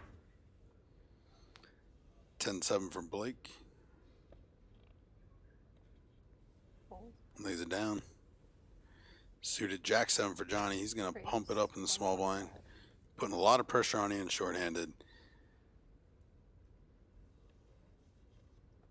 In a weird way, he's putting way more pressure on Ian than he is on Blake, which is a slightly counterintuitive approach here, but I think he's also just playing whatever scenarios go his way. Blake's usually either raising or folding in front of him, so he's not getting involved as much.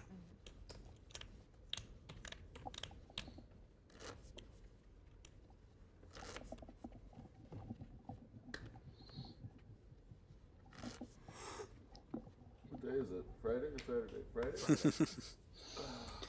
Common poker player thing, losing days of the week. Find myself guilty of it. These tournaments just can go on for a while, and you're just focused on one thing, and that's this top prize, 107,000. It's all these folks have been thinking about for 2 days. Jack deuce for Ian. All in. Does go with it. Might have been a walk I was expecting there, but hey, it's tough for him to have a hand.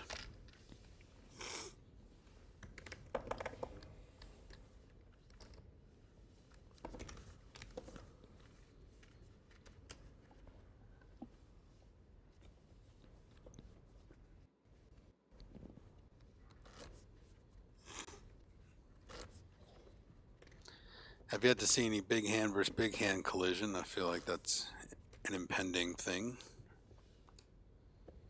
You can only bob and weave around each other so much before someone wants it all.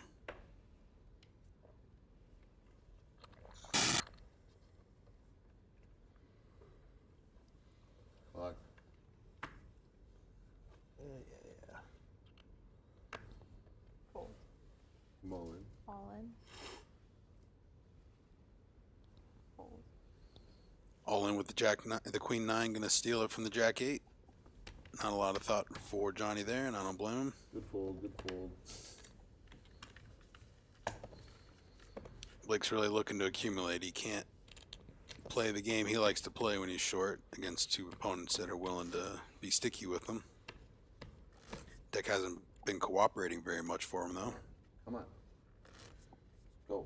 Find the ace 10. Blake would be very excited for an ace 10.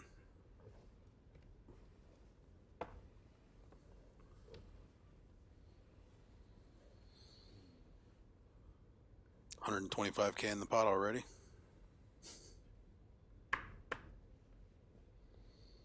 Fold. Lays down the king seven. Call. Might have seen something in the way Johnny looked at his hand that he thought Johnny might have liked his cards. Raise. Ian's gonna bump it up. 5.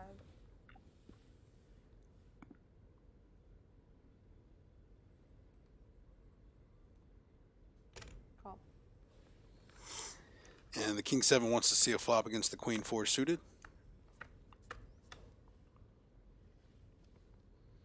And quite a few leads out from the out of position player here when Johnny's been in this spot. And sure enough, just on cue, 125. there's going to be a point where Ian's had enough of this. I mean, we know he can't have a hand every time. Kind of feels like he wants to know where he's at. Yeah, I think Ian wants to tell him, so he's going to decide to do that by calling here so that he gets a little more information, but I am imagining there's some nefarious intentions here. Turn card pairs to 6, and a quick check by Johnny. That appears like he's giving up. Ian's got a couple options here. They are playing about 1.6 million with 500K in there. He is sizing up about, let's see, he's looking about 210 he's going to fire in there.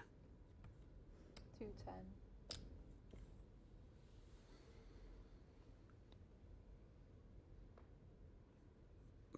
I'm imagining Johnny's going to let this go unless we're getting really out of line, and sure enough, great float by Ian.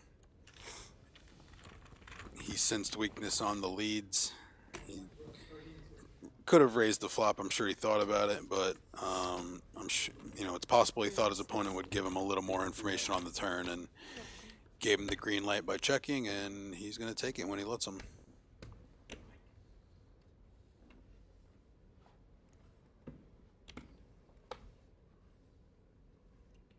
$495 behind. Thank you. You are welcome.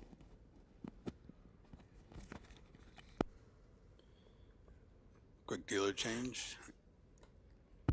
it's not official, that's just what I think I have. I've been wrong before. Blake leaving all the disclaimers. Hungry. I actually think you're off. What's that? I think your number is wrong. Is it? It was either wrong before or it's wrong now. There's 3, right? Yeah. 495. Is that stack of 20? Yeah. Isn't it? I don't know. I'm not sure. The nuanced details. It's off by 5, right? Or by All 10, chips I guess. matter. 10. Yeah. Because you I had tried to blow it. I tried to say I had more. yeah, than because I had. you had 550 or 5 Don't or worry 6. about what I had. I'm not telling you anymore. I'm trying to be Well, nice. it's 10 more from the ante, so. Don't mess with Ian. He's got an eagle eye over there. Yeah, He's yeah. counted some chips from his opponents more than a few times. You guys are mean. I'm trying to be all nice. You know? I'll pay the 10 extra if I double you up.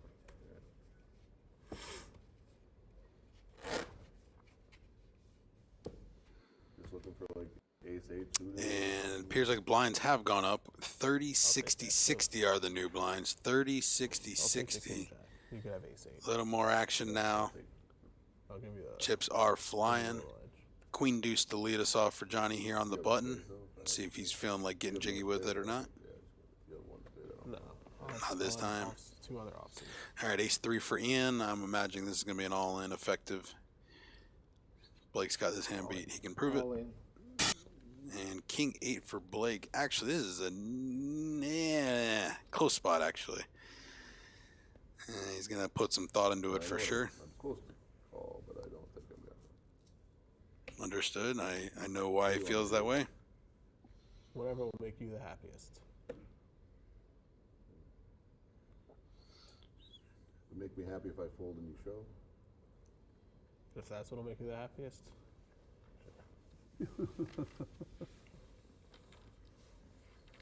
Saw the ace. I'm supposed to call.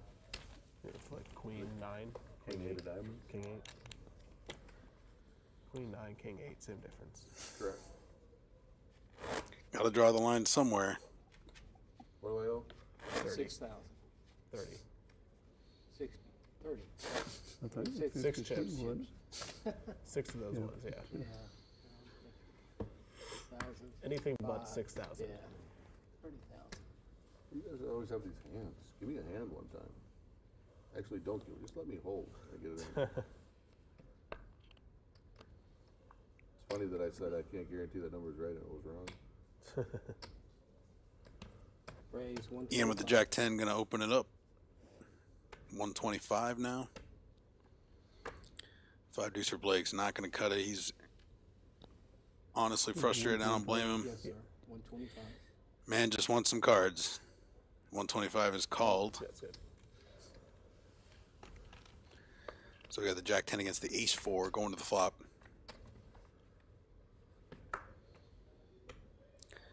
All right, each player's going to make a pair here. Ian's going to hit a 10. Johnny's going to make a 4. I could see Ian's decision going a couple different ways on the flop. Johnny went ahead and checked to him already.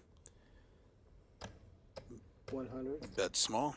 And Johnny's a little curious. He wants to look up the next card. Oh, wait, we got a little hesitation now. All right. Yeah, we're in there. Ian's got some backdoor diamonds.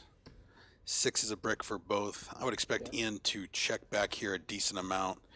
His hand is, if he bets again, there's not a lot of worse hands that are going to call him. And certainly a lot of the better hands will. If he checks back here, I think that his opponent may bluff sometimes, or is more likely to call a bet with a worse hand on the river if he has a worse 10 or a 4. But this is why he's better than me.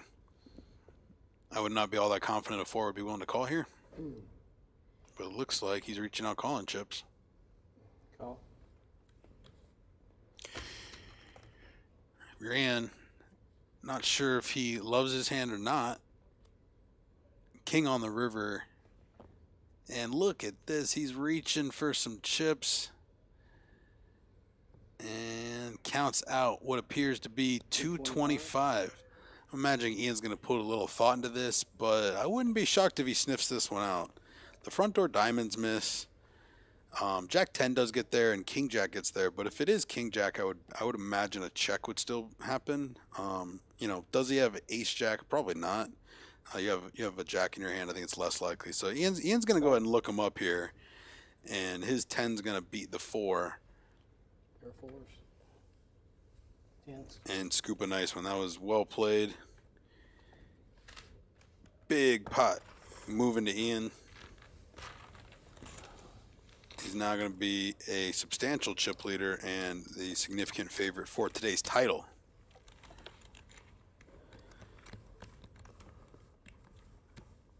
Looking like down to about 1 million or so for Johnny. Looking like 3 million or so for Ian, and still Blake in the 600 to 700K range. So I think of the 4.5 or so that's in play, Ian's got about 2/3 of the chips right now. So big, massive pot for Ian. Changes a lot about how this is going to wind down. But he hasn't won it yet.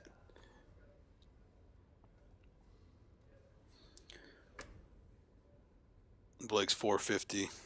Looking sad here with this 10-6.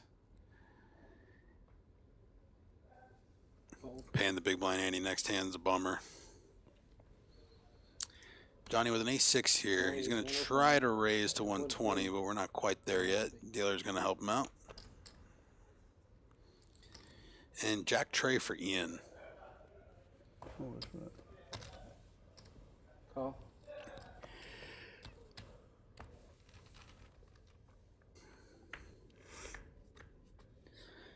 Ace-6 against the Jack Trey. Jack's going to make an open ender. The 6 actually has a gut shot to the worse end, so the 7 would be a bad card for both for Johnny, and a great card for Ian. As of now, both players have missed. Ace is checked twice. I'm imagining Ian's going to try to protect his hand a little bit here. He's probably assuming he doesn't have the best hand, but he does think that some of these better hands need to get out. He needs to make some queen highs, king highs, ace highs fold. Maybe a hand like pocket 4s or something, but sure enough, gets it done. Sized up a little bit to increase his odds. And we're moving. Blake is getting very shallow. Ian's going to be willing to go blind versus blind pretty wide right now.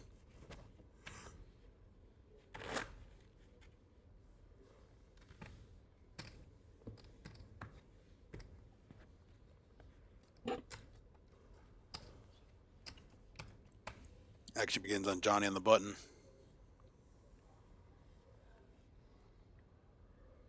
$10-9. Decent playable hand. Gonna let it go though. Don't blame him. And premium for Ian. Timing is everything.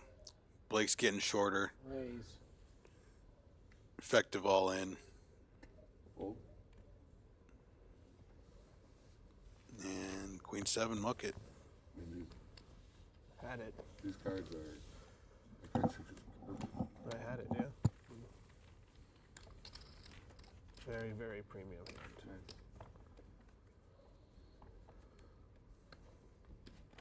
Top 3 in the game. Wow. Or I guess 4, depending how you look at it. I had queen. An ace and a kick.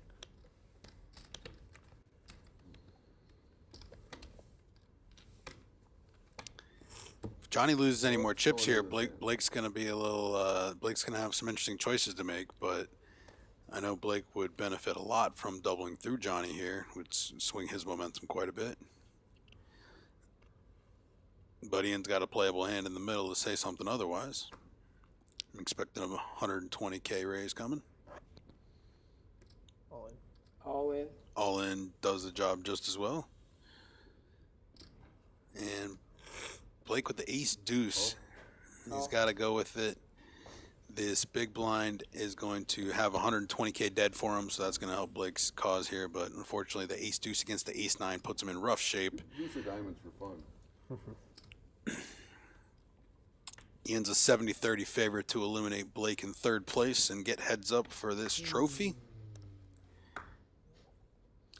And 9 on the flop. Jack would be good. That's going to make it very difficult. Clubs coming in. We got to sweat. Never easy. and King of Diamonds on the river. Blake Bond, great player, fantastic night. Finishes in third place, 46,000 for his efforts. Always love seeing him here at Seminole Hard Rock. Good run. And just like that, we are heads up for the trophy. Our second place finisher is going to get 74,000. First place 107,000 and the trophy. Ian's got a very large lead, roughly 4-1. Definitely the favorite to take it down at this point.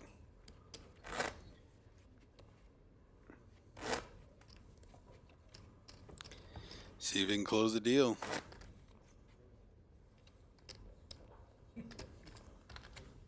You just got 30 on the back.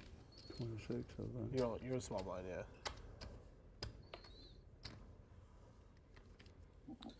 Which is 6, okay.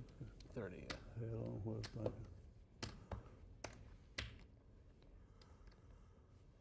Good luck. Trophy over. And punch gloves and fight clean. Heads up match. 30-60 blinds. Ian's going for the intimidation second row tower. Got so many chips, you got to be able to manage them. Let your opponents know who's boss. I think Johnny's waiting for Ian, but maybe not.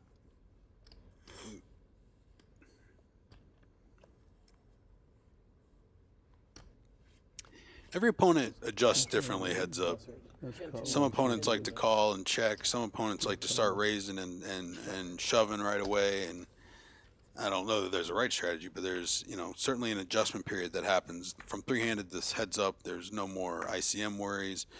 It's just you and the other guy. Let's try to get it. 60. 776 is a board that should connect with nobody frequently. Ian goes ahead and takes it.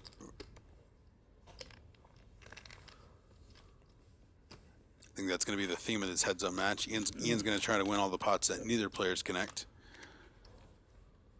And here we are, presentation. Dwayne with the presentation, the guitar pick. One of these players are going home with this trophy. They're deceptively heavy and very nice trophies. Sick brag. I may have a couple of my own.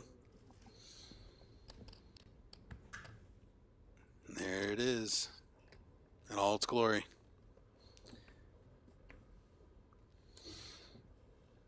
I'm sure Ian's got a closet somewhere. He stacks them on top of each other. All right, limping the queen six against the 8-6 now. He glanced back at his stack. Looked like we wanted to rip it in there, but elected against it.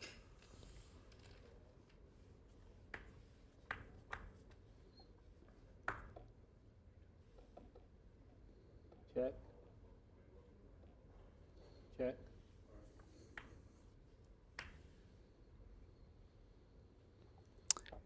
Eight on the turn makes Johnny the best hand.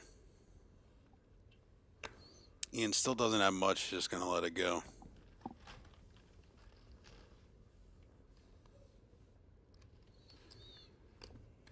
There is some incentive for Ian to kind of take it a little bit slow. Feel his opponent out. Is that right? Yes, sir.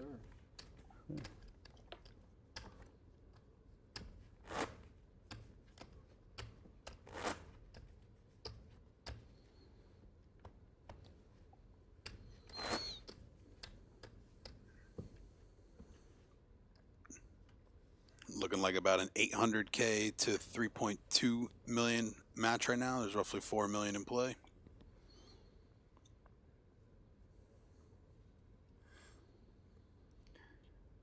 Queen 8 on the button, All in. rips it in, and ace 7 for Ian. I don't know that he's going to be able to let this go. This might be the match. Call announced. Let's see it. Sorry, I call. Showdown. Here we go. Queen 8 against the ace 7 for all the marbles.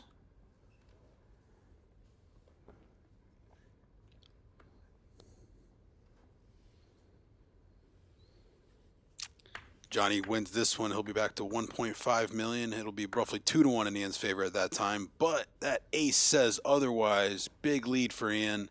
Pair of queens. Needs a queen or an 8 to survive. And river card is a 7. Ian makes 2 pair. Aces up.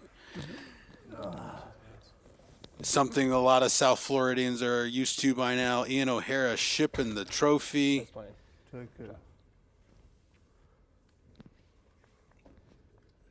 There was once a time I considered myself an equal to this young man. That is certainly not the case anymore. He has had a highlighted and decorated career. Been a pleasure to watch him. Excellent work, sir. And yet another six-figure score on your already impressive resume. And for Johnny, our second place finisher, nothing to scoff at. 74,000 and change. That's a nice day at the office. I don't care where you're from.